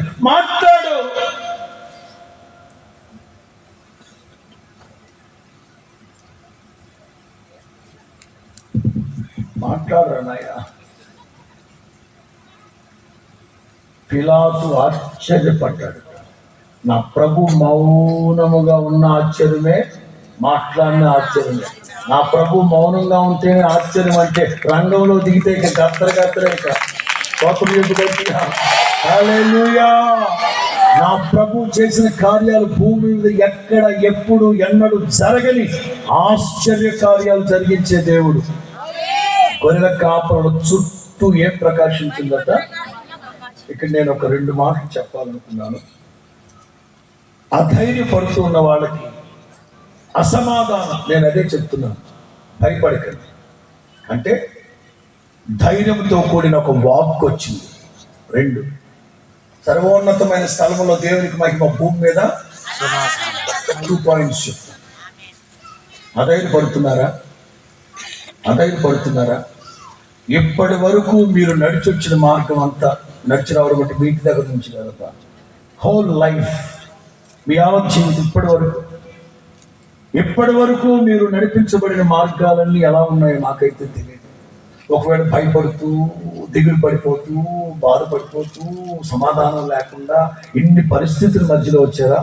ఈ క్రిస్మస్ శుభవేళ, ఈ ప్రీ క్రిస్మస్, సెమీ క్రిస్మస్ శుభవేళ మీతో చెప్తున్నాను. ఇక మీదట రాబోతున్న సంవత్సరాల్లో ధైర్యముగా తలెత్తుకునేటట్లుగా నా ప్రభు మిమ్మల్ని వెన్ను తట్టి బలపరిచి నడిపించునుగా. మీ గుండెల్లో సమాధానం లేకుండా జీవిస్తూ ఉన్నారా? యేసు నామములో సమస్త జ్ఞానానికి మించిన నా దేవుని సమాధానం మీ హృదయాలు ఏలుబడి చేస్తూ రాబోతున్న 2026 మొదలుకొని మహిమ కలిగిన సమాధానకరమైన జీవితం ప్రభు ప్రసాదించునుగాక. 2 విషయాలు నేను చెప్తాను. 2 విషయాలు మీకు చెప్తాను. 1 వాయిస్, 2 విషన్. ఈ గొర్రెల కాపర్లు దేవదూతను చూశారు, విషన్. దేవదూత మాట విన్నారు అంటే వాయిస్. దేవుని పిల్లరా, ఎప్పుడైతే మీరు దేవుని మాట వింటారో, దైవ దర్శనాన్ని చూస్తారో, మీకు ధైర్యం వచ్చేస్తారు. ఇవి లేని వాళ్ళే భయపడతారు, బెదిరిపోతారు, పడిపోతారు, నాశనం అయిపోతారు. దేవోక్తి లేని ఎడల తెలుగులో దేవోక్తి, but in English where there is no vision, people perish. దేవోక్తి కాదు, దైవ దర్శనం. వాక్ ఉండాలి, దర్శనం ఉండాలి. ఇవి 2 కలిగినోడు ఎక్కడ అధైర్యపడడు. విశ్వాసానికి కర్త, దాన్ని కొనసాగించే యేసయ్యను చూస్తూ ముందుకి వెళ్ళిపోతారు. గొర్రెల కాపరులు, ఎన్నిక లేని గొర్రెల కాపరులు దేవుని మహిమను చూచి, చెప్పిన మహిమ అంటే ఏమని అర్థం? ఆశ్చర్య కార్యాలు, అద్భుతమైన కార్యాలు. రాబోతున్న క్రిస్మస్ ఇది మొదలుకొని నా దేవుని ద్వారా అద్భుత కార్యాలు మీరు చవి చూసి సంతోషించుకునే కాక. మూడో మాట తూర్పు దేశపు జ్ఞానం.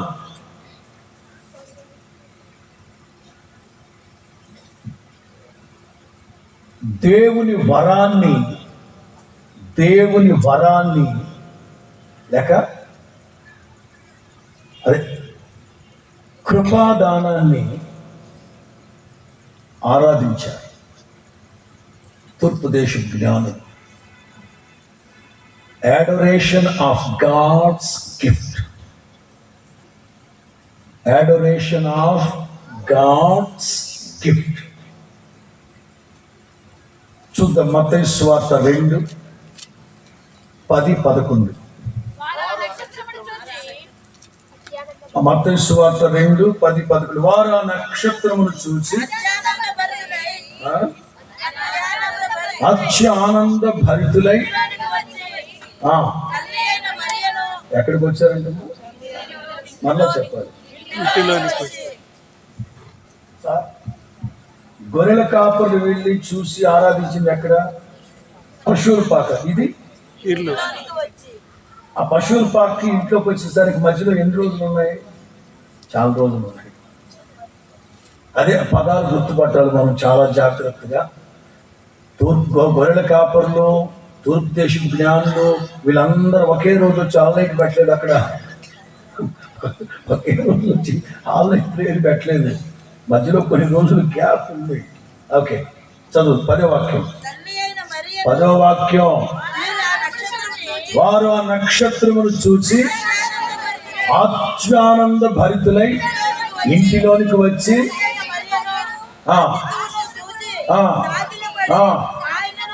సాగిలపడి యేసయ్యని పూజించి, అమ్మా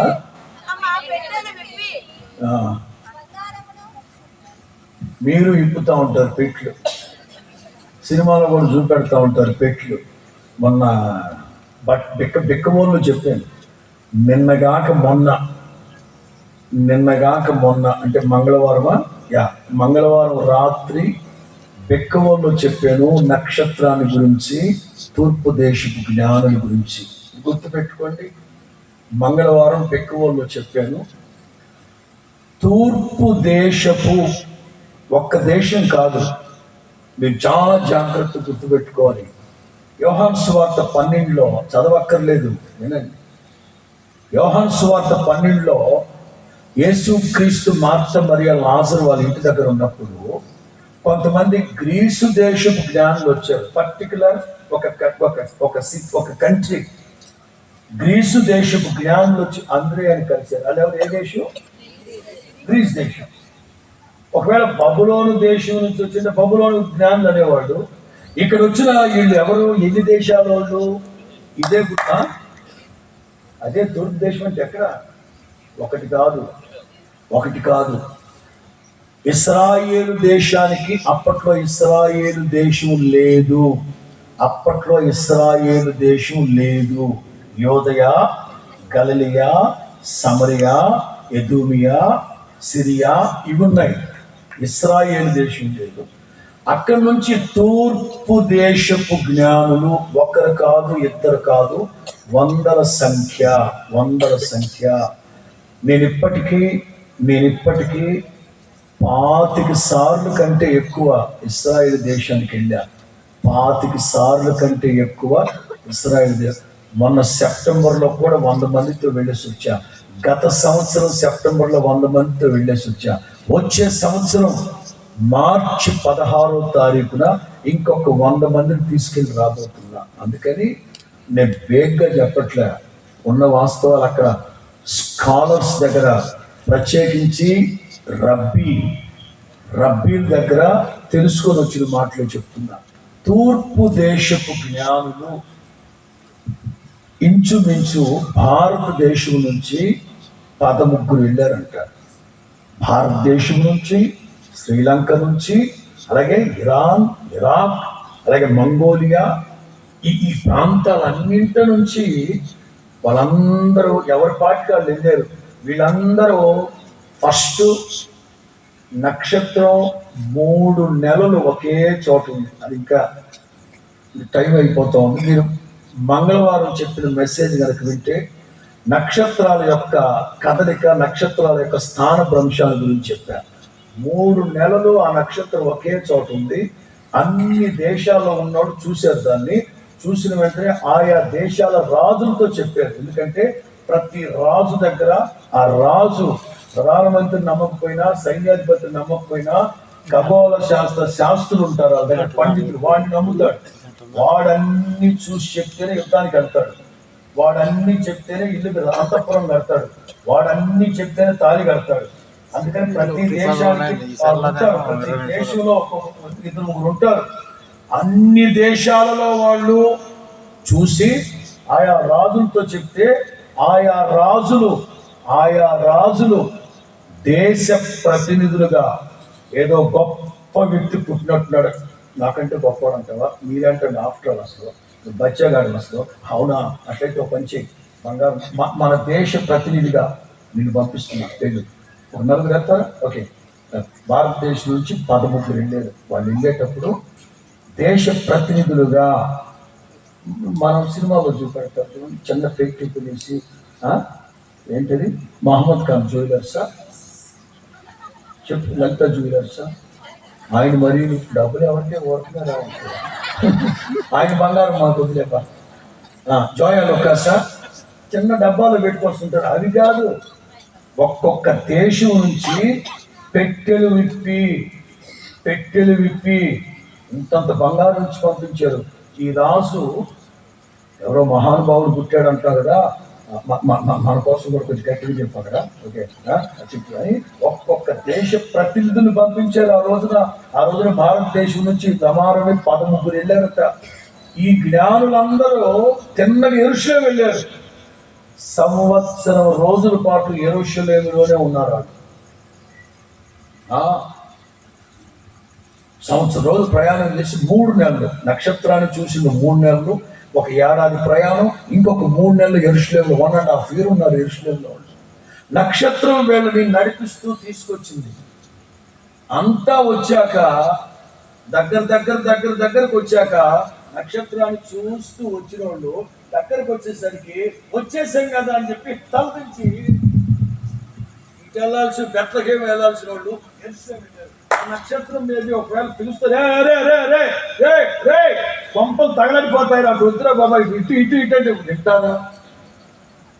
అసలు నమ్మకూడదు ఈ గూగుల్ని. అసలు నేను చాలాసార్లు విన్నా. ఇర్మియా గారు, కృపా మినిస్టర్ మాథ్యూ వాళ్ళు నేను ఈ ప్రాంతాల్లో ఎక్కడో మీటింగ్కి వచ్చా.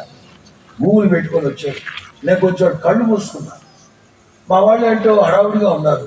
ఏమైంది అని కళ్ళు తెరిస్తే కారు చెరువులో ఉంది. ఏట్రా చెరువులో ఉంది, లైట్లు కనబడతా ఉన్నాయి, మీటింగ్ లైట్లు కనబడతానే ఉన్నాయి. ఏమిట్రా ఇక్కడ ఉన్నారన్నా అంటే దగ్గరకు వచ్చేసాం కదా, గూగుల్ ఆపేసామన్నా, అది తిన్నగా తీసుకొచ్చి చెరువులో పెట్టినాం. ఈ తూర్పు దేశపు జ్ఞానులు నక్షత్రాన్ని చూస్తూ వచ్చారు. అలా వచ్చింటే ఇలా వచ్చేవాళ్ళు. దగ్గరకు వచ్చాక కనబడుతుంది యెరూషలేము. నక్షత్రం వాళ్ళ కొరకు వెయిట్ చేస్తూనే ఉన్నారు. హేరోదుకు ఒక కొడుకున్నాడు. వారి పేరు ఆర్కెలాయి. వారికి 30 సంవత్సరాల వయసు. ఆర్కెలాయికి 30 సంవత్సరాల వయసు అప్పటికే. హేరోదు అడిగారు, ఏంట్రా అర్ధరాత్రి మధ్యలోగోల కదా సార్, యూదుల రాజుగా పుట్టినవాడు ఎక్కడ? ఇప్పుడు ఎక్కడ పుట్టాను? ఊరేమో పొమ్మంటుంది, కాడేమో రమ్మంటుంది. ఆల్రెడీ 30 సంవత్సరాలు కొడుకున్నాడు, ఇప్పుడు పుట్టించమంటే హౌ ఇట్స్ పాసిబుల్ అన్నాడు. ఓహో, అయితే ఇక్కడ లేడా సార్? అయితే ఎవర్రా? యూదుల రాజుగా పుట్టినవాడు ఎక్కడా? ఇక్కడ లేడురా. Sorry sir, sorry for the interruption. Good night sir. Bro మరలా వస్తాం బ్రో. నా మానం నేను చెప్పు, నా మానం నేను మాడిపోయిన బిర్యానీ తిని పడుకొని ఉంటే లేకొట్టారు, గుండెల్లో పప్పు వేసారు. మీ మాన మీరు కూల్గా వెళ్ళిపోతుంది, నన్ను అట్ల బతకాలరా? వాడి గుండెల్లో మంట పుట్టేసి బయటకు వస్తే నక్షత్రం అక్కడే ఉంది. నా ప్రభు ఎవరో తెలుసా? సగం దూరం తీసుకొచ్చి నిన్ను వదిలిపెట్టి వెళ్ళిపోయేవాడు కాదు, నిన్ను గమ్యానికి తీసుకెళ్ళాలంటే నీ కొరకు వెయిట్ చేస్తూనే ఉంటాను నా ప్రభు. నేను మొన్న మంగళవారం రాత్రి చెప్పాను, 3 నక్షత్రాల గురించి చెప్పాను, 3 నక్షత్రాల గురించి చెప్పాను. ఆ నక్షత్రం మరల మేడం తీసుకుని గమ్మత్ ఏంటి చెప్పిన, ఇంటి వరకు నడిపించింది. తిరుగు ప్రయాణంలో మీరు వచ్చిన మార్గంలో వెళ్ళకుండా మీ దేశానికి మీరు వెళ్ళమన్నారా? వాళ్ళు వెళ్ళారంట, వెళ్ళి చేరారు లేదో మీకు అర్థమైందా? గూగుల్ మ్యాప్ చూస్తూ వస్తేనే ఇంతకాలం పట్టింది వాళ్ళకి. రిటర్న్లో నక్షత్రం లేదు, ఆ నక్షత్రం పెట్టేది తెలియదు. మీ పాటికి మీరు వెళ్ళండి ఉంది. పాప తిరుగు ప్రయాణంలో వాళ్ళందరూ ఆ దేశాలకు వెళ్ళారో లేకపోతే సముద్రాల్లో పడి కొట్టుకొని పోయారో తెలియదు. తూర్పు దేశపు జ్ఞానుల గురించి కొన్ని మాటలు చెప్పాలి. ఏంటంటే విధేయత. అంత జ్ఞానులై ఉండి మరి గొర్రెల కాపర్లు అలా నిల్చొని ఆరాధన చేశారేమో, మరి వీళ్ళు ఎట్లా చేశారంట? సాగిలపడి బహుమతుల ద్వారా ఆరాధన. ఇంకా చెప్పన అమ్మ చదవండి మరలా 10. అత్యాన వారు ఆ నక్షత్రం నుంచి అత్యానంద భరితులై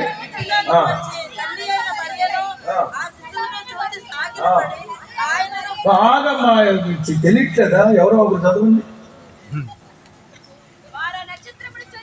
నువ్వు ఫిక్స్ అయిపోమ్మా చివరి వరకు, ఉన్నది కొద్దిసేపు మళ్ళీ నాకు కోపం తిప్పి మాదేనా. చదువు మళ్ళా స్టార్టింగ్కి వెళ్ళావా? అయిపోయింది అది. ఇంట్లో కూడా వచ్చారు. తల్లి అయిన మరియను ఆ శిశువును చూసి ఎవరిని పూజించి, యోసేపుగా. ఆయనను అంటే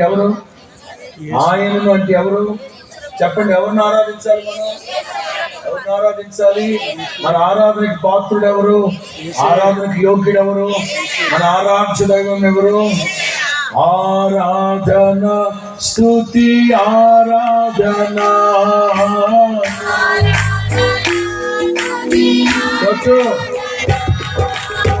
నీవే కదా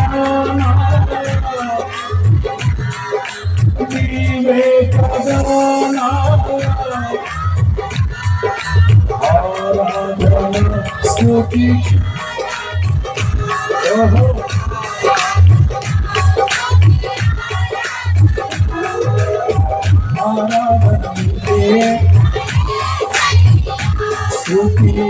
ఆరాధన అయ్యా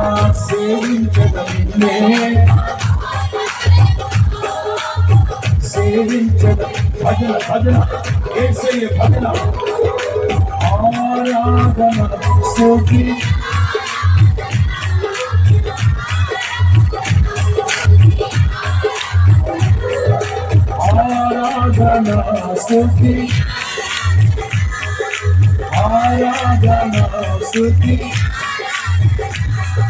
నిన్నే కొలుచుమయ్యా. బిగ్గరగా ఆరాధన నిన్నే కొలుచుమయ్యా.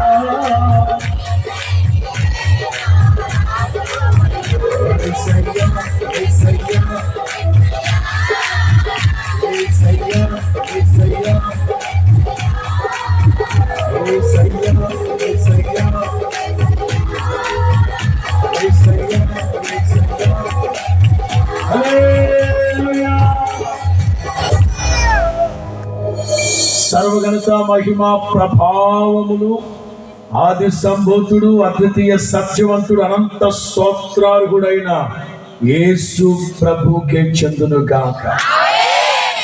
4వ మాట,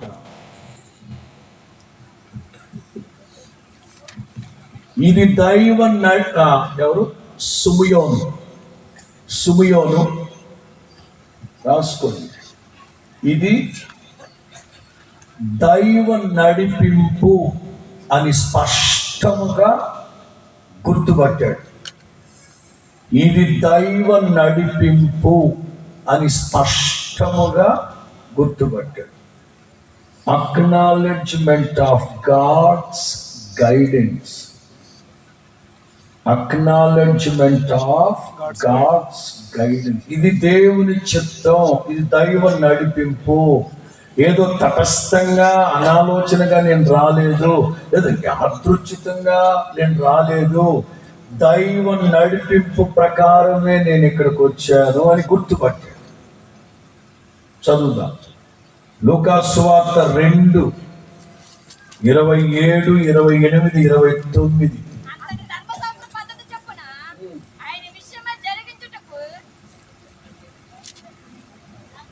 నేను సరే మంచినీళ్ళు తాగుతున్నా, మొట్టమొదటి బిస్మిల్లా అంటారు.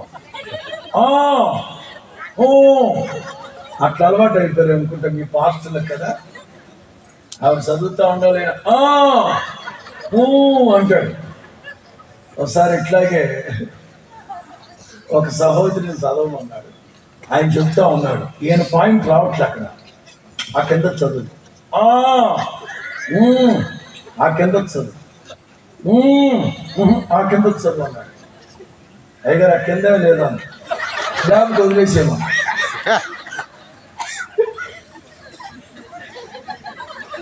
ముసలాడు అంటాడు, లేకపోతే వదిలేయమంటావు, నువ్వేం చెప్పాలనుకున్నావు?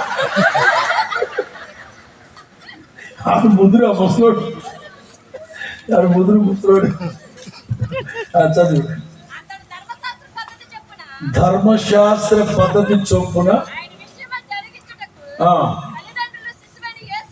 తల్లిదండ్రులు శిశువైన యేసుని ఎన్నో రోజు, అది 8వ రోజు. అంటే 7 రోజులు పశువుల పాకలో ఉన్నారు. 7 రోజులు పశువుల పాకలో ఉన్నారు. ఇక 8వ రోజు ఖచ్చితంగా ధర్మశాస్త్ర పద్ధతి చొప్పున సున్నతి చేయించారు కనుక బెత్లెహేము నుంచి బయలుదేరి యెరూషలేము దేవుని మందిరానికి వెళ్ళారు 8వ రోజున. చూడండి, ఇవాళ సైన్స్ అంటున్నారు.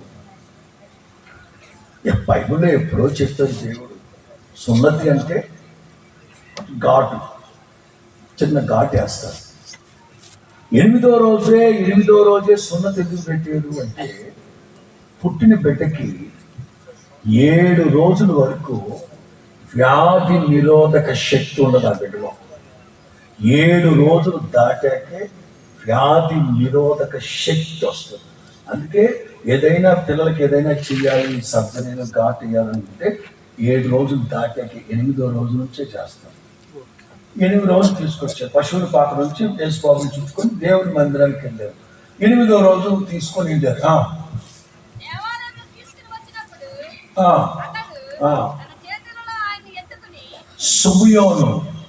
సుమయోను యేసు ప్రభుని ఎత్తుకొని, నాథా, ఇప్పుడు నీ మాట చొప్పున గుర్తుపట్టాడు. ఇప్పుడు బయట పరిస్థితులు ఏం బాగాలేవు. రాహేలు తన పిల్లల విషయమై అంగలారుస్తుంది. రామాలో అంగలారుతూ మోసపోత గత్తరుగుంది యోదయ దేశం అంతా. ఆ డాక్టర్ బిడ్డని ఎంత జాగ్రత్తగా ఒకప్పుడు చంపేస్తున్నాడు వాడు హీరో పిల్లల్ని. బిడ్డ జాయిగా చుట్టుకొని 8వ రోజు ఎంత ఇబ్బందికరమైన ప్రమాదకరమైన పరిస్థితి అయినా ధర్మశాస్త్ర పద్ధతి చొప్పున 8వ రోజు చేయించాల్సిందే. నేను మిమ్మల్ని అడుగుతున్నాను, సరే సుమయోను సంగతి పక్కన పెట్టి మిమ్మల్ని హెచ్చరిక చేస్తున్నాను. సున్నతి మొట్టమొదటి పరిశుద్ధ గ్రంథంలో అబ్రహాము, ఇష్మాయేలు, ఆదికాండం 17లో మొట్టమొదట దేవుడు సున్నతి చేయించమన్నాడు. వాస్తవంగా ఎందుకు చేయించమన్నాడు? అప్పుడు అబ్రహాం వయసు 99 సంవత్సరాల వయసు. అబ్రహాముకి దేవునికి 13 సంవత్సరాలు మాటలు లేవు. అబ్రహాముకి దేవునికి 13 సంవత్సరాలు మాటలు లేవు. 17వ అధ్యాయంలో ప్రత్యక్షమై నీ పద్ధతులు నాకు నచ్చలేదు అబ్బాయి, నా సన్నిధిలో నిందారహితుడివై బ్రతికితే ఇప్పుడు 99 ఏళ్ళు నీకు ఏడాది తిరిగి నువ్వు ప్రయత్నిస్తా, లేకపోతే పోతావు జాగ్రత్త అని హెచ్చరించి, మళ్ళా నీకేదో ఉంది, బలం ఉంది, నాకేదో శక్తి ఉంది అనుకుంటున్నావా? అందుకని నీ శక్తి మీద నీవు ఆధారపడకూడదని సున్నతి చేయమన్నాడు. 99 సంవత్సరాల వయసులో సున్నతి చేస్తే రక్తమంతా కారిపోతే రీప్రొడ్యూస్ ఆర్గన్స్ ఉంటాయి, అవన్నీ దెబ్బతింటాయి. అంటే నువ్వు చావాలా.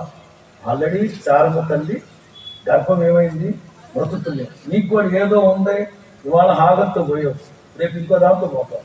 అందుకని చెప్పాలి తప్పదు. ఎందుకంటే నాకు ఇంకా ఉంది, బలం ఉంది, ఇంకా ఉంది, ఓపుతుంది ఉంది, నిజమే. ఆ తర్వాత కెత్తురం చేసుకుని మళ్ళా అన్నాడు ముసలోడే కానీ మహానుభావుడు.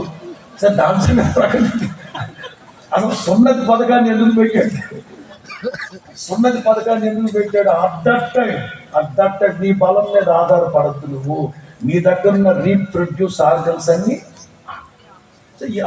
ఆ సందర్భంలో అబ్రహాముని కాస్త ఎక్స్టెన్షన్ చేయాలని నువ్వు ఇష్మాయేలు సున్నతి అన్నారు. ఆ తర్వాత దాన్ని దాన్ని ఏమంటారు,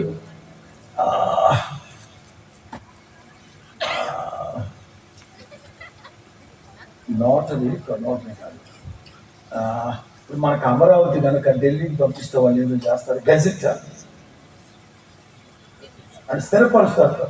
మాట కాదు, మాట చెప్పడం కాదు, ప్రాతపూర్వకంగా నేను మరలా మీకు చెప్తున్నాను. దేవుడు ధర్మశాస్త్రం ఇవ్వక మునుపు సమాజంలో civic law, moral law and general లా అనేది ఒకటి ఉంది. అబద్ధం ఆడకూడదు, తప్పు చేయకూడదు, ఇవన్నీ ఉన్నాయి. కాకపోతే వాటిని స్థిరపరిచి నోటిఫై చేసి గెజిట్ చేశాడు దేవుడు ధర్మశాస్త్ర దేవి కాలంలో. అట్లాగే అబ్రహాం రోజుల్లో నువ్వు మీ అబ్బాయి సున్నతి పొందండి అన్నాడు. ధర్మశాస్త్రానికి వచ్చేసరికి ఖచ్చితంగా అందుకే మోషే ఇద్దరు పిల్లలకి సున్నతి చేయకుండా అప్పటి వరకు దేవుడు ఆథెంటిక్ గా లా రాయలేదు కాబట్టి దేవుడు చూసి చూడనట్టుగా ఉంటాడు, ఏమనుకోండి అని అనుకున్నాడు. ఆ తర్వాత దేవుడు నోటిఫై చేసి గ్రంథస్థం చేయించాడు లా. అయితే ఎహెజ్కేలుకి వచ్చేసరికి శరీరమందు మాత్రమే కాదు, హృదయమందు కూడా సున్నతి. కొత్త నిబంధనలో చెప్పాలంటే సున్నతి అంటే బాప్తిస్మం. యేసు క్రీస్తుని 8వ రోజున ధర్మశాస్త్ర పద్ధతి చొప్పున సున్నతి చేయించారు. కొంతమంది పుట్టి హాస్పిటల్లో నుంచి వచ్చే 8వ రోజే ఆయన దగ్గర తీసుకెళ్తారు.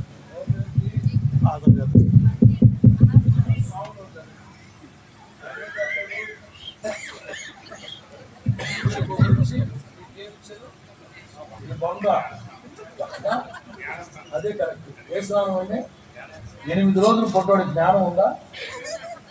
అసలు బాప్తిస్మం అంటే ఎవ్రీ పదాన్ని అట్లాగే మనకు పెట్టేసేది, కానీ బ్యాప్టైజ్ అనే పదాన్ని, బాప్తిస్మం అనే మాటని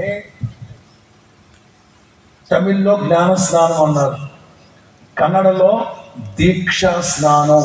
దీక్షా స్నానం అంటే నేను ఇక పాపము జోలికి వెళ్ళను అని దీక్ష తీసుకోవడం.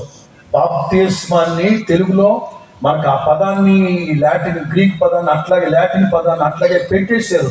బ్యాప్టైజో అనే పదాన్ని బ్యాప్టిస్మని పెట్టేశారు. కాకపోతే తమిళ్లో జ్ఞాన స్నానం, పాప పుణ్యాల వివేచన వచ్చాక తీసుకునేది బాప్తిస్మం. 8 రోజులు పుట్టోడికి ఎక్కడ జ్ఞానం ఉంది? 8 రోజులు పుట్టోడు ఏం దీక్ష పొందినట్టు? తెలవక పుట్టిన బిడ్డకి నీళ్లు చిలకరించేసి ఆయనకి ఇచ్చేసామంటే ఎట్లా? ఇప్పుడు మీకు చెప్తాను. 8వ రోజు 25వ తారీఖు నుంచి లెక్క పెట్టు. 25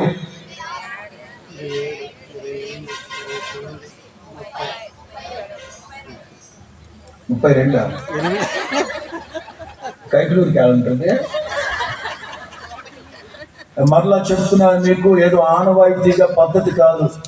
మీలో ఎవరైనా ఇంకా బాప్తిసం పొందకుండా, మారు మనసు పొందకుండా, పాప క్షమాపణ నిమిత్తం బాప్తిసం పొందకపోతే ఖచ్చితంగా చెప్తున్నాను, ఆ కాలం అందైతే దేవుడు చూసి చూడనట్లుగా ఊరుకున్నారేమో కానీ ఇప్పుడైతే అందరూ అంతటా మారు మనసు పొంది పాప క్షమాపణ నిమిత్తం ఖచ్చితంగా 1వ తారీఖున మీ సంఘాల్లో బాప్తిసాలు పొందండి. బాప్తిసాలు పొందండి. దేవుని నీతిని నెరవేర్చకుండా, దైవ చిత్తం ఏమిటో గ్రహించకుండా ఎన్ని క్రిస్మస్లు చేసి ప్రయోజనం ఏముంది? ప్రయోజనం ఏముంది? సుమియోను గుర్తుపట్టాడు, ఇది దేవుని చిత్తం. ఎవరు యేసు ప్రభుని గుర్తుపట్టలేదు. ఖచ్చితంగా సుమియోను అంత వయసు కలిగిన ముసలోడు యేసు ప్రభుని చూసిన వెంటనే పైకెత్తంటాడు, నా రక్షకుని కనులారా, రక్షణ కనులారా చూస్తున్నాను.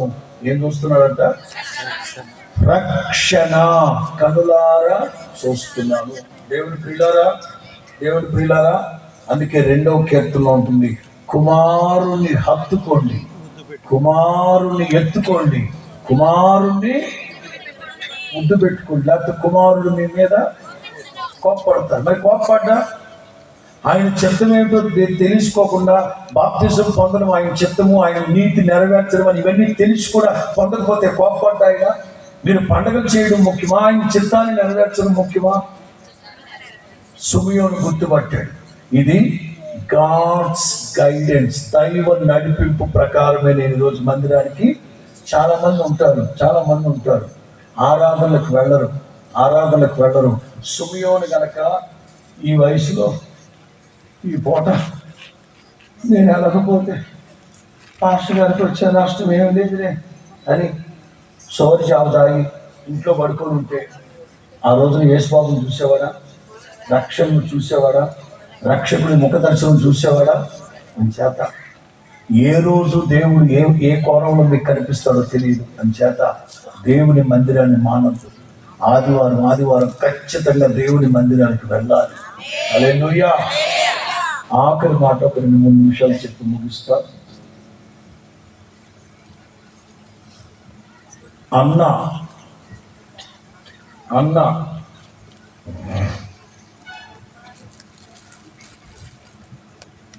దైవత్వాన్ని గూర్చి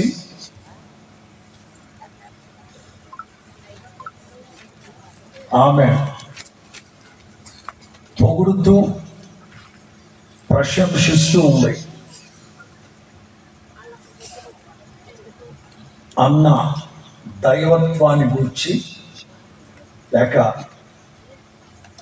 దేవుడు కలుగు చేసే ఆ ఉత్సాహాన్ని గూర్చి వచ్చిన వాళ్ళందరితో మాట్లాడుతూ ఉంది.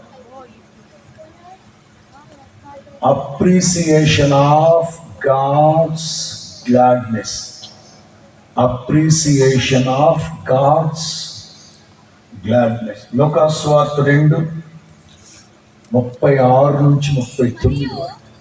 లూకాసు సువార్త 2:36-39. ఆషేరు గోత్రీకురాలును అన్నా అను ఒక స్త్రీ ఆ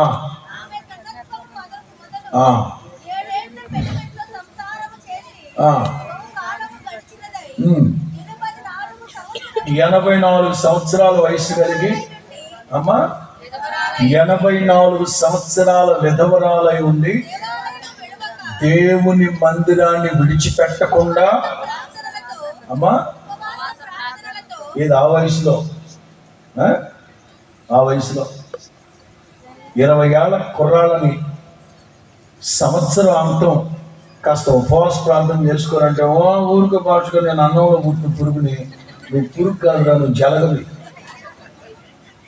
ఏడాదికి కొత్త సంవత్సరం రాబోతుందో 2-3 రోజులు ఉపవాసం ఉండి ప్రార్థన చేసుకోండి అబ్బా అంటే, అబ్బే 84 సంవత్సరాల వయసులో దేవుని మందిరాన్ని విడిచిపెట్టక మానక ఉపవాస ప్రార్థనలు చేస్తూ రేయింబగళ్ళు ఇంకా దేవుని మందిరానికి వచ్చే వాళ్ళతో ఏం మాట్లాడుతుంది? వ్యవహారాలు, ముచ్చట్లు కాదు.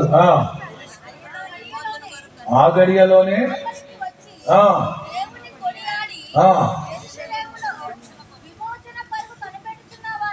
విమోచన కొరకు కనిపెడుతూ ఉన్న వారితో ఎవరిని గురించి ముసలమ్మ ముచ్చట్లు, కొండగత్తి మాటలు ఇవి కాదు. తిమోతి, ముసలమ్మ ముచ్చట్లు, ముసలమ్మల కొండగత్తిలే అనే మాటలు వాడతారు ఆయన. ఈ అన్న 84 సంవత్సరాల తల్లి జేజమ్మ మానక ఉపవాస ప్రార్థన చేసుకుంటూ దేవుని మందిరానికి వస్తూ ఉన్న వాళ్ళతో, ఈ విమోచన కొరకు ఎదురు చూస్తూ ఉన్న వాళ్ళతో ఎవరిని గురించి మాట్లాడుతుంది? మన నోట ఎవరిని కూర్చిన ప్రస్తావన ఉండాలి? మన నోట క్రీస్తు యేసుని కూర్చిన సంభాషణ, రక్షకుని కూర్చిన సంభాషణ, నజరేయుడైన యేసుని కూర్చిన సంభాషణ. కనీసం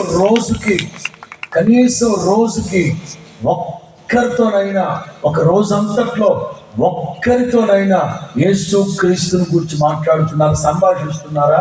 అది ఎవరైనా సరే. కరివేపాకు అమ్ముకుంటూ వచ్చిందా? అతనితో ప్రభువుని గురించి మాట్లాడు 2 మాటలు. మా చదువుకుంటున్న పిల్లలు స్కూల్లో ఫ్రెండ్స్తో మాట్లాడుతున్నారు ముచ్చట్లు. ఏ ముచ్చట్లు? యేసయ్య గురించి మీ నోట మాట వస్తుందా? ఏవో వ్యాపారాలు చేసేవాడు మీ తోటి వ్యాపారస్తుతో ప్రభువుని గురించి ఒక్కొక్క రోజంతట్లో ఒక్కసారైనా యేసు క్రీస్తుని గురించిన మాట ఒక్క 2-3 నిమిషాలైనా సంభాషిస్తున్నారా?